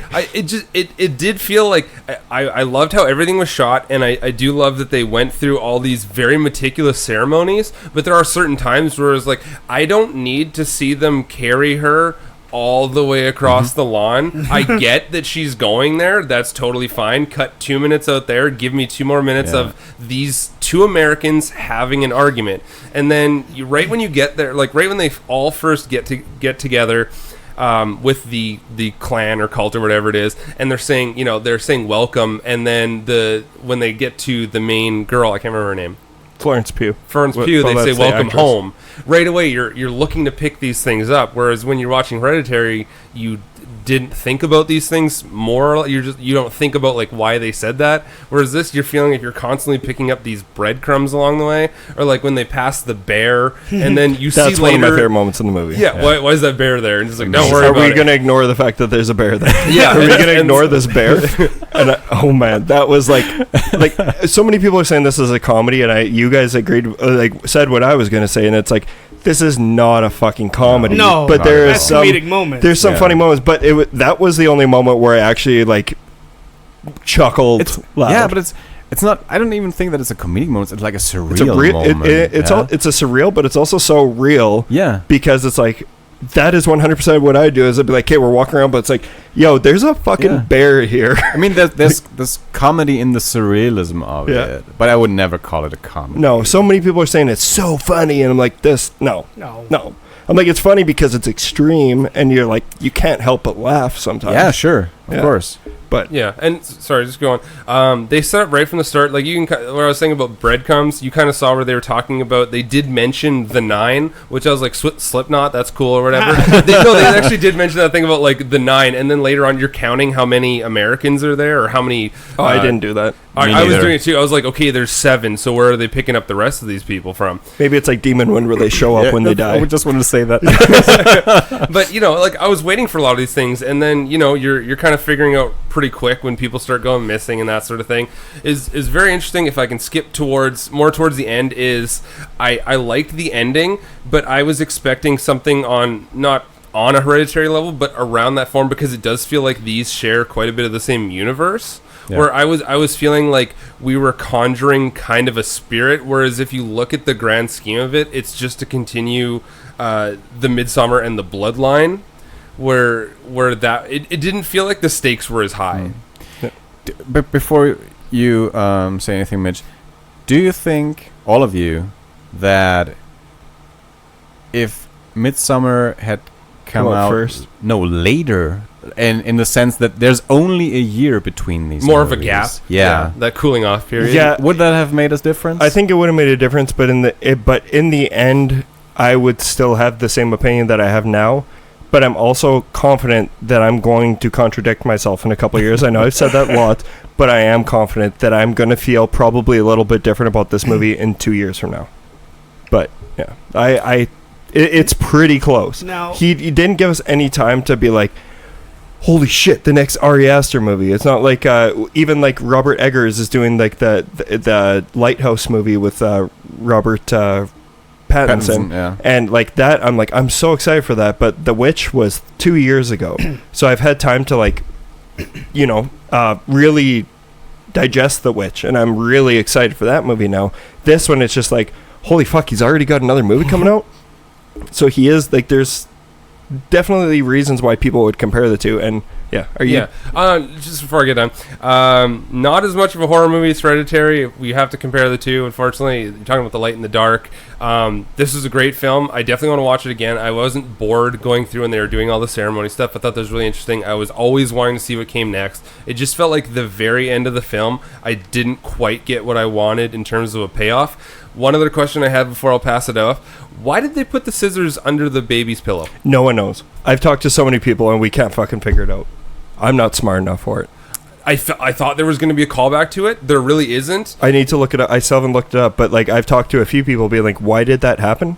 And there's going to be an answer, clearly. Yeah. Like, there will be. Like, I didn't know if it was just me being like, I'm too stupid to figure it out. But and that's why I'm fully admitting that I did not pick up everything. But that's definitely one I didn't pick up. Yeah, and then, like, sorry, just before you get yours, I know we talked about, like, all the different things that he likes to do in the disfigurement thing, and I understand that one character they had. I felt like, even watching the trailer, there was going to be more of an impact than that, than to have that character who was the goblin? Like interpreting the script and stuff, but just doodling on it. I was waiting for what is this, a reincarnation of somebody? Is this something that fucked up? And they were kind of just like, yeah, sometimes we inbreed. That's all I got out of it. Even during that sex scene, just hanging in the corner, he was just sitting there like, okay. But again, that's something that I love, that he didn't play a bigger role. So he was there. He's this mysterious character. You get kind of a backstory. Wasn't that a she? Reuben? I think it was Reuben, right? It was a boy. It had to have been a boy. Yeah, Reuben? Yeah, I think so. Yeah. I'm pretty sure. Okay, but like we just said, like, he's interpreting the script and going to be putting it in this book. That's a fairly large part of their process. So you think as an audience you would get a little bit of something of a payoff, because you do watch him scribble in the book, and then later on you see that's the actual book. I just I understand that it's a little bit of a misdirect, but I wanted a little bit more of that. Yeah, got it. Mitch? Okay, so this is one where, like, when you started talking, the more you kept talking, I'm like, okay, I'm at about a 98% exactly with Boozy, and it dropped down to about a 75%, and I'm with you, but, like, I agree with you in a lot of ways. I didn't love this movie, but I liked it quite a bit. But this is very much my shit. So it's one of those movies where I'm like, if anyone here who is listening, or people have listened to me at all, you know, I love The Wicker Man. I loved it. And like, this movie is basically a reimagination of The Wicker Man in so many ways. It has like I think it's more comparable to The Wicker Man than Hereditary, because it's essentially the same story. It even has a man and a bear. It does. And it's clear that Ari Aster loves The Wicker Man. This is almost like kind of like a love note to it. And while I'm with Andi, I'm also with Bianca. Andi, I'm also with Boozy. Sorry, I'm also with the bees mixed up. But Andi and Boozy, like, you said that it shouldn't be compared to Hereditary because it's kind of unfair to it, and I agree with you. But at the same time, what you had said, like, I think that if no one would have told me that this was an Ari Aster movie, and clearly I've always talked about how stupid I am on the show, I think within 10 minutes I could have been like, this is an Ari Aster movie. I don't even want to say that it should not be compared to Heredity. They're very different. I think it's worth a conversation how we view movies from the perspective, how much do we know about the director? Have we seen his work before? That's what made Hereditary so impactful. Changes your perspective on the movie, and I think it's an interesting, just a thought experiment. Let's put us in the mindset if we hadn't seen Hereditary and watched MIDSOMMAR on its own. And to bring Diego into this right now, and I know I'm not sure entirely how you feel. I know how Boozy feels for sure, but it's the same with Marvel movies. We've been doing it since the beginning of Iron Man, where it's like every time a Marvel movie comes out, it's like their first instinct is, it's not like, oh, that was a great movie. It was like, but was it better than this one? And that's fine, because, well, that's just what people do. It's human nature. But Hereditary had such an impact on so many people that it's going to be impossible to not compare it. But I think it's so similar in so many ways, but it's also entirely No, I think it's more similar than different. And I think people are saying it's so different. And it's got the same themes. It's shot the exact same way. The actors are dealing with things the same way. It's all about grief. It's all about like bad relationships. The thing is, what we thought you were gonna say before when you said, "What if this came out before Hereditary?" I think not even before Hereditary, just a longer time after Hereditary. Yeah. But that's we thought you were gonna say. Mm-hmm. Yeah. Okay. If this were to have come out before Hereditary, and I ended up watching this, I don't think I would have given Hereditary a chance. Yeah, I totally agree. That's the thing is like I enjoyed this movie only because I kind of I knew what the pacing was going to be, and I understood it, and it Hereditary kind of like helped this movie flow better for me. But Hereditary is a safer choice. Yeah. But I was still, I had questions and everything. But like the good thing is, since I saw Hereditary, the questions I have for this movie are good questions. I'm not like, oh, I fucking understand this movie. This movie's stupid. But like, if I would have seen this before Hereditary, I would have been like, I don't get it. There are and that's like, it's obviously clearly a different movie, and this might irritate listeners that we're spending so much time talking about this. But I think it's like you said, I think it's an important conversation to have, and that's what might make it more interesting to listen to a couple fuckheads from Saskatchewan and one super nice, intelligent guy from Germany talking about these movies. But like the comparison to movies, because even I think that there's a lot of The Witch in this movie. Like, and I think that there's a lot of people. I can see people naked old ladies. Yeah. Well, that I think there's I could see so many people hating this movie, but just soggy tits everywhere. So that's what Bianca always says. It's not an A24 movie if there's no naked people in it. Exactly, and that's clear. I know I haven't read any of the articles yet because I've just been too busy to I haven't had a time to sit down and really read all of the think pieces about MIDSOMMAR, and like that's something I really enjoyed about doing after Hereditary. Yeah. Sorry. I don't want to, because you have a ton of points. I know I've seen. This is the first episode where you guys are talking more than I am. I see your notes. I see you guys a lot are cutting me about, off. But Diego brought up a great point. I think it was Diego. Is if we had watched MIDSOMMAR first, would we be on that same level where we how we feel about Ari Aster? Because I can look at MIDSOMMAR in a vacuum as this was a very artsy, interesting movie, and the cinematography made it 10 times better. If this was shot half-assed, the story would fall apart. Absolutely. I agree with you, and sorry to interrupt you, but that, again, is something that I look for in movies, because, and that's why I'm currently, that's another discussion, but I'm not on board with the golden age of television, in air quotes, because that is movie making, a story told through cinematography, through sound, through design. Everything else is literature, and as I said earlier, the story is in no way surprising. You know everything pretty much from the beginning that would happen to these characters. You know that this Swedish guy is kind of a shady guy, and there's something bad happening to all these people.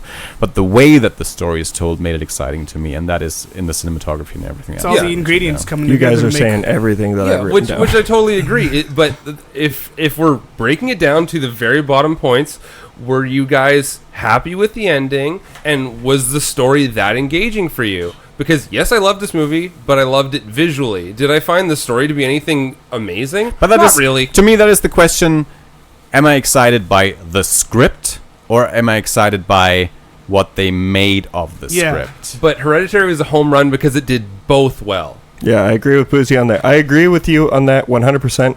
And I know that we said we're not going to compare the two, but that's what this episode has become. Yep. But I'm with you that this is an unofficial Ari Aster. I think it's impossible not to talk about the one without the other. And I agree that I think that Hereditary is like a by far superior film to this. But while I didn't love this movie, there were moments of it that I really loved. And I hate to bring this up because we are recording in front of a live audience, and we have my girlfriend right beside us cooking a meal right now. Like she's 5 feet. Yeah, we're in my kitchen for the second time in podcast history, and she's cooking. And I'm going to talk about how the first 15-20 minutes of this movie really, really bothered me, and it really shook me because at the core of this movie, it starts off about a bad failing relationship, and it's something that hurts to watch. And if anyone has been in a situation like that where you have just watched a love or a connection die, it's going to affect you. And that's where I was on board with that. And then it was followed up by her sister's suicide, which she also killed her parents. Suicide, and it's And I thought it was just like, I actually, like, I don't know if Courtney even knows this because I think she was watching the movie, but this was one of the most times this was a time where I was so uncomfortable, where I was actually like, I don't know if I can do this, because it was really hurting me to watch, because it triggered me in a lot of ways. And I really connected with the characters, and I understand the situation. And the suicide, I thought, was so elaborate. That is actually what snapped me out of it and made me see the light. Is like, I started laughing at the suicide because it was so dark and surprising, like very much comparable to in Hereditary when the little girl gets her head knocked off. There has been 3 times in cinema history where I've gone to movies where I have held my face and tried pulling my face off, and didn't notice until a couple seconds later that I was doing it, where I was like holding my hands, I was pulling my face down, and that is in Midsommar during Toy Story 3? The cliff jump. The cliff Toy jump. Story 3. Yeah, no, that's not even it. The cliff jump. The conveyor belts. Yeah, dude, that's right. What I mention that all the time. Hereditary, the head, when that came off, that genuinely surprised me. The Midsommar thing didn't surprise me. It was the sheer graphicness of it. Of the cliff jump? Yeah. The impact. The impact and watching her bounce, and then how they kept showing it. I'm like, I was holding my face. I'm like, what? And real quick on that. What I thought even was almost more disturbing was when they showed the far away shot when the guy jumps and lands on his feet. Yeah. And I was so far away, all you hear is like... And he's not dead from the jump. Yeah. And so that makes it even more disturbing. Yeah, like that really bothered me. Toothpaste Man. And then Mother, I spent most of the movie doing that, like holding my face. So that's Ari Asters has done that twice. He's 2 for 2 in his movies. Diego knows about this, I don't know if you guys do, but I follow a YouTube movie reviewer named Chris Stuckman, and I watched his review after I'd watched the movie, and I normally agree with him, but I think that Chris Stuckman didn't understand the movie at all. Like, there's been a lot of people who I know, and even Courtney has watched most of his videos with me, and like whenever we watch his reviews, and she was getting mad because for Courtney this is a 4.5 out of 5 movie. Like, it's a damn near perfect movie. She loved it, and I'm so happy about that. For me, it's the more I think about it, the less I like it. And I think it's just because there's so much there, and I didn't get a lot from the amount of what it was. I was missing, I felt like I was 2 steps ahead of the movie at all times. Again, I think I'm an idiot, so I don't think that I'm smarter than this movie. I just think it's so clearly an ode to The Wicker Man.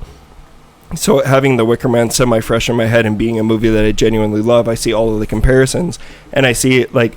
I feel like Hereditary, I'm sorry to keep doing like what we said we're not going to do, but Hereditary surprised me at almost at every corner. On repeat viewings, I was like, oh, they were giving me answers the whole way through, but I just didn't see them. So once again, like you had said, my experience probably could be completely different with Midsommar if I saw it first.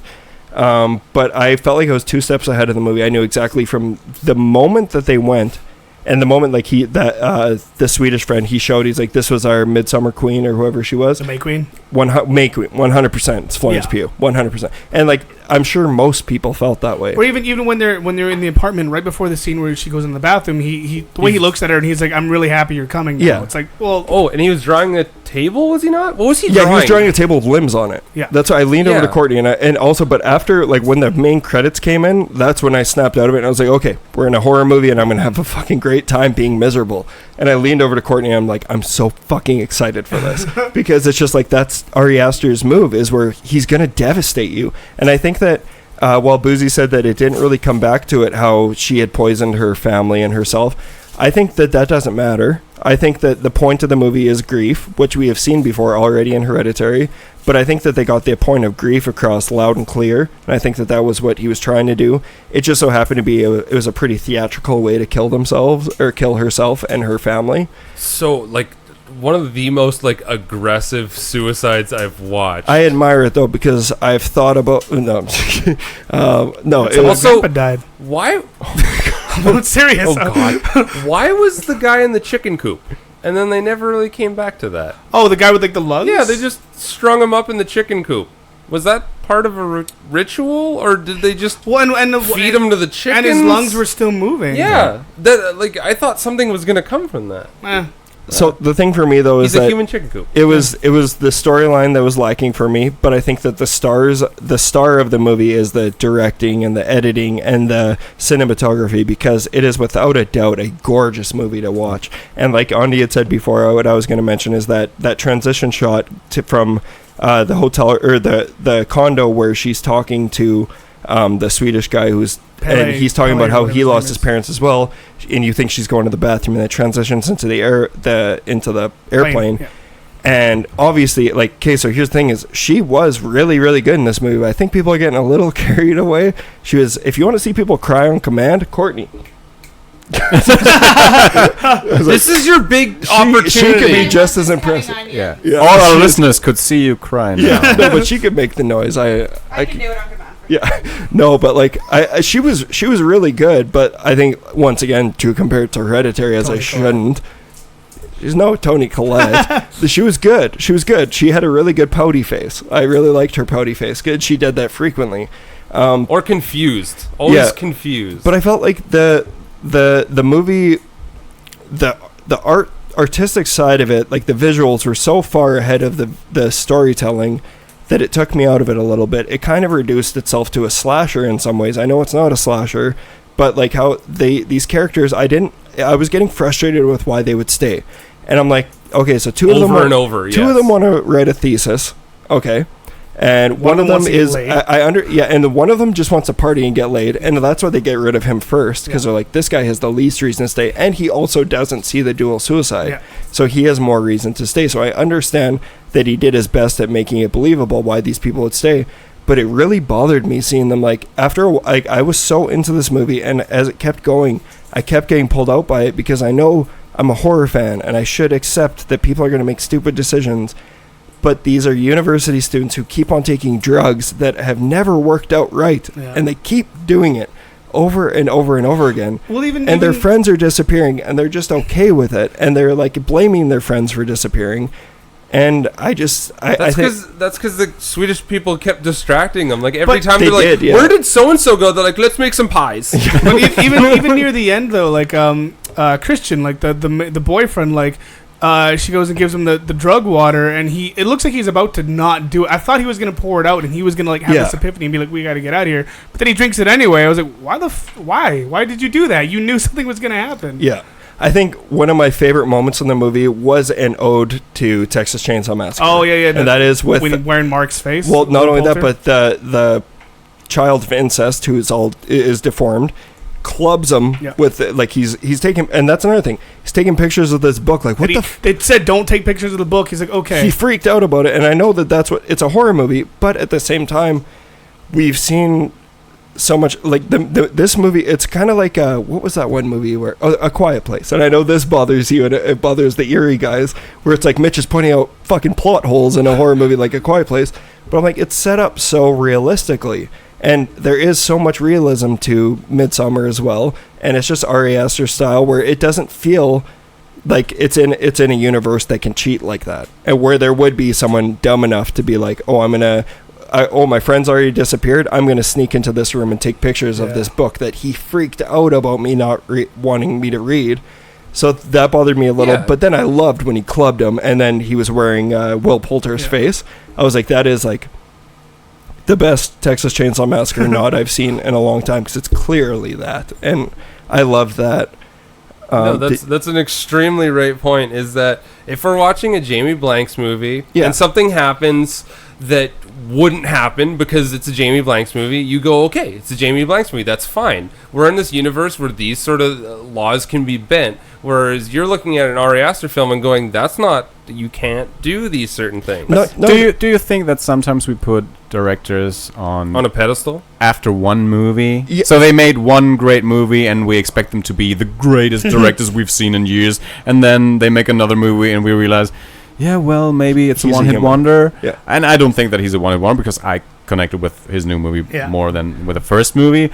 But I feel like sometimes Sofia Coppola was one of these cases where everyone was so crazy about Sofia Coppola, and she's so great. So how many great movies has she done, actually? I agree with you, but where I think that, like, I think everyone's point is valid, but where I think that I'm raising a valid point is that the first 50 minutes to an hour of this movie was like airtight, where I didn't see like where those little things started to show, because it was like when you're doing something so fucking flawlessly and well, it's gonna stick out to me when that happens. But I think that this one was pretty glaring, and I know that I'm putting him on a pedestal and everything, but I think it's because everything about it was so good, and then those little things started to irritate me because I'm a dickhead moviegoer who wants the perfect. I want Hereditary every single time. I think Hereditary is a movie that is so less believable than Midsommar, and I felt like he covered his tracks.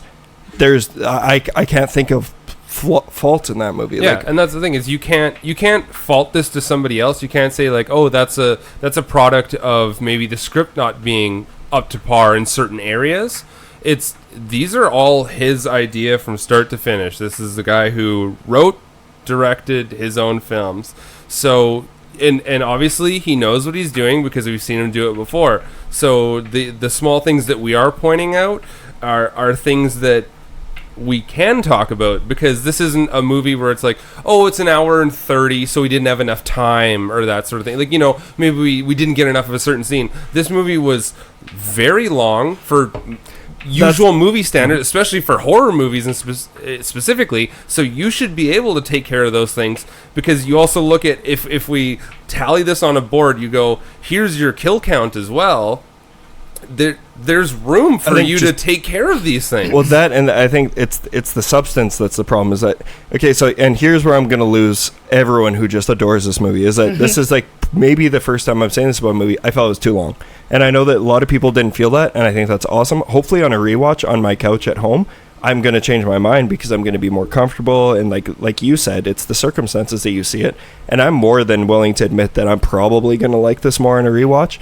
But it is one where I just, like, by the final act, I was just like, I don't even care what happens, you guys. I want to get out of here. I'm over it. Light the bear on fire. I'm of the school that movies under 90 minutes are the better movies, and I did not get that feeling with this movie. Awesome. There's been so many times where obviously, I had a different experience than some of you. I did not have all these questions. I did not feel like I had more. Well, we're intellectuals. Didn't have enough answers after the movie. I like movies that leave questions open, that do not answer everything. And as I said earlier, I had no problem with the script being kind of light, because I was so enamored with the cinematography and everything else with the movie, which is more interesting to me than just story, because story is literature and not movie making. Again, golden age of television. So yeah, I mean, that's just a different experience that probably stems from what you bring with you when you go into the movie.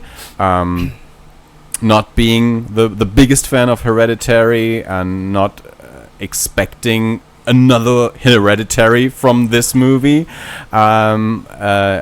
This just, to me, is the one that I probably will rewatch. At some point I will rewatch Hereditary. I think we can all say that we rewatch, but I really like that one. Mm-hmm. I'm saying there's like almost a 0% chance that, as much as I'm and also, like I've said before on the podcast, if I'm really critiquing something like this but also loving it, it means that I'm critiquing it so hard because I love it. And I guarantee this is going to be in my top 10. Like, I guarantee it. And like while I didn't like, I don't even know where I'm getting it here. It's like I get where you're coming from. That like here's the, sorry. I think your expectations were higher. Because I didn't have any expectations, because I didn't really like Hereditary as much. But I was in love with it the first hour. I wasn't even sure if I would watch MIDSOMMAR, so I had no expectations at all. I didn't see any reviews from friends, so I had no idea how you guys or David or whoever. I was in love with it for an hour and a half, though. Mm-hmm. Like, that's the thing is like while I had some expectations, I swear that I truthfully mean this. I did not expect this to be better than Hereditary, or I didn't expect Hereditary again. But honestly, what I got was pretty damn close to Hereditary, because he was trying to do the same things.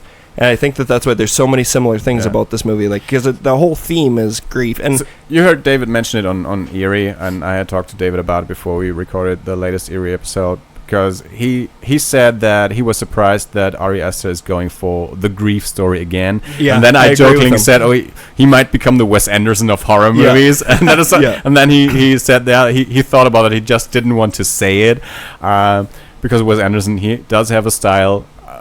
He makes more or less the same movie over and over again.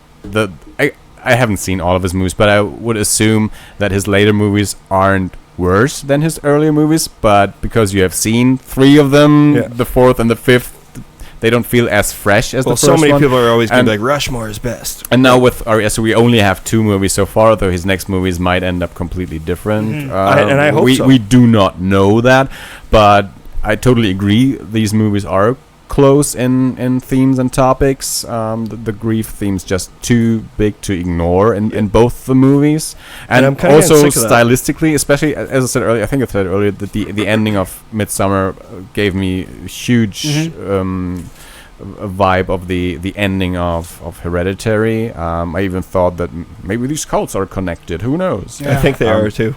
I think they are too. Yeah, I think there's the extended Hereditary universe. Yeah, but that's the thing is like, and I hate when people talk about lengths of movies and being like it was boring because of this. So I'm contradicting myself again, but I couldn't help it. I felt that this was too long, but also I can acknowledge that there wasn't a scene in the movie where I was like, that has no purpose being here. I think every scene was purposeful, but like Boozy said, some of them went on longer than they needed to. It is taunting. Yeah, and I think that's part of the art scene. Okay, do I really need to watch Swedish people sing for that long? Yeah. But then you watch The Wicker Man, and it's seriously 70% people sing. Like, that's an exaggeration, but a large portion of it is people singing, and it's like, it kind of adds to the movie's charm. It's an endurance test. Yeah. Okay, but if we're looking at it as... Sorry, this is to go back to a point that we had long passed, but I need to go back to it before we're done.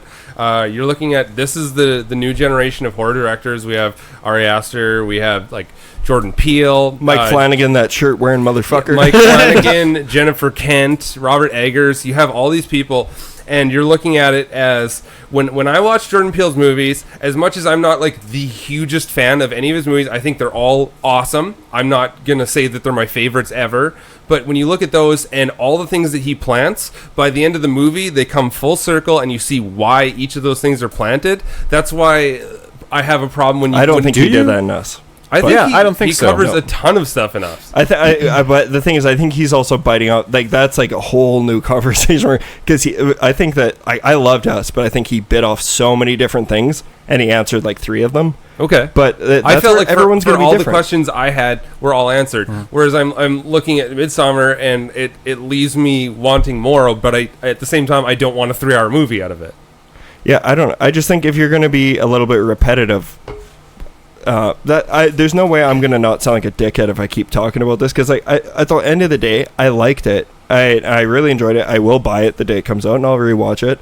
But it's something like I definitely liked it, but I think I'm more critical about things that I really like because they could have been better for me. But I'm fully admitting that is just my expectations and what I wanted from a movie, and that isn't what is scripture. That's my fault for wanting the movie made for me. That's so narcissistic to be like, make this movie for me. But there are answers that I didn't get in this movie, and it didn't fully connect with me in the end. But I did think it was there was enough stuff in this movie to fully recommend it to people. I loved, like, the violence is pretty fucking brutal. I was genuinely shocked at like the level of violence, but I was shocked by nothing in the story. That's where I'm also, at. I just want to say to all my homies out there, this movie portrayed homies in a bad light. We're not that bad. We're not all that evil. Some homies are good homies. Yeah, it's true. I agree with him. Yes. Sometimes you date a girl that's a little cray-cray. Yeah. And but we put up with it. Oh, that's what you mean. You know, sometimes you just want to go and take bong rips, and maybe other people don't approve of that. Will Poulter seemed like kind of a dickhead, but at this, like, because he was like, he really didn't want her to come. I understand it, but also, if your homie's in love, your homie's in love. I guess he wasn't really in love though. No. He just wanted to he barely wanted to be in that. He wanted to break up with her before. The only reason why he didn't is because her family died. Okay, like, I'm 8 beers deep, so. Yeah, I don't know. Midsommar. I gave it 3.5 out of 5 on Letterboxd. Andi, you do not rate stuff on Letterboxd. Give it a rating right now. I rated 17 Swedish bears out of... Swedish bears or Swedish berries? Bears. Oh. Out of fuck you. All right, we don't need to rate it. I was trying to, because Andi never rates movies on Letterboxd, so I wanted to get it. Bears out of fuck you. Yeah. All right, well, this was super fun. Obviously, like today, I was like, yeah, Andi, we'll record the episode. It's going to be like an hour and a half one because we all want to hang out and everything. I don't know how long this was. Just over 3 hours. We just hit 3 hours. Shut the fuck up. Yeah, Are you serious? 3 hours and 2 minutes. 3 hours and I'm 3 not minutes. surprised. Thank you so much for being on, Andi. Thank you for traveling here just for this. I'm sure you're going to hear from Andi again. Plug your podcast. Of course, now you will come to Germany when Ari Asters releases his next movie to record with us. Yeah, Eerie International. You can go to eerieinternational.com, which will take you to fanofmedia.com, our page on their page, and you can find us on Instagram, Twitter, Facebook. Just search for Eerie International, and shout out to my co-host David from the US and Dave from England. Double D. Yeah, or as you call them, British Dave and American David. And thanks for having me. No. And your other podcast. That's all it is. I don't even know what's up with that one actually at this point. So check out John. As far as I know, currently you cannot reach the website. Currently you cannot reach the episodes on iTunes, and my co-host doesn't talk to me. So I have no idea what's going on with the other podcast. So it's no reason I'm mentioning it. Do I get to choose a song? Yes. Oh, yes, you sure do. What Rammstein song would you like?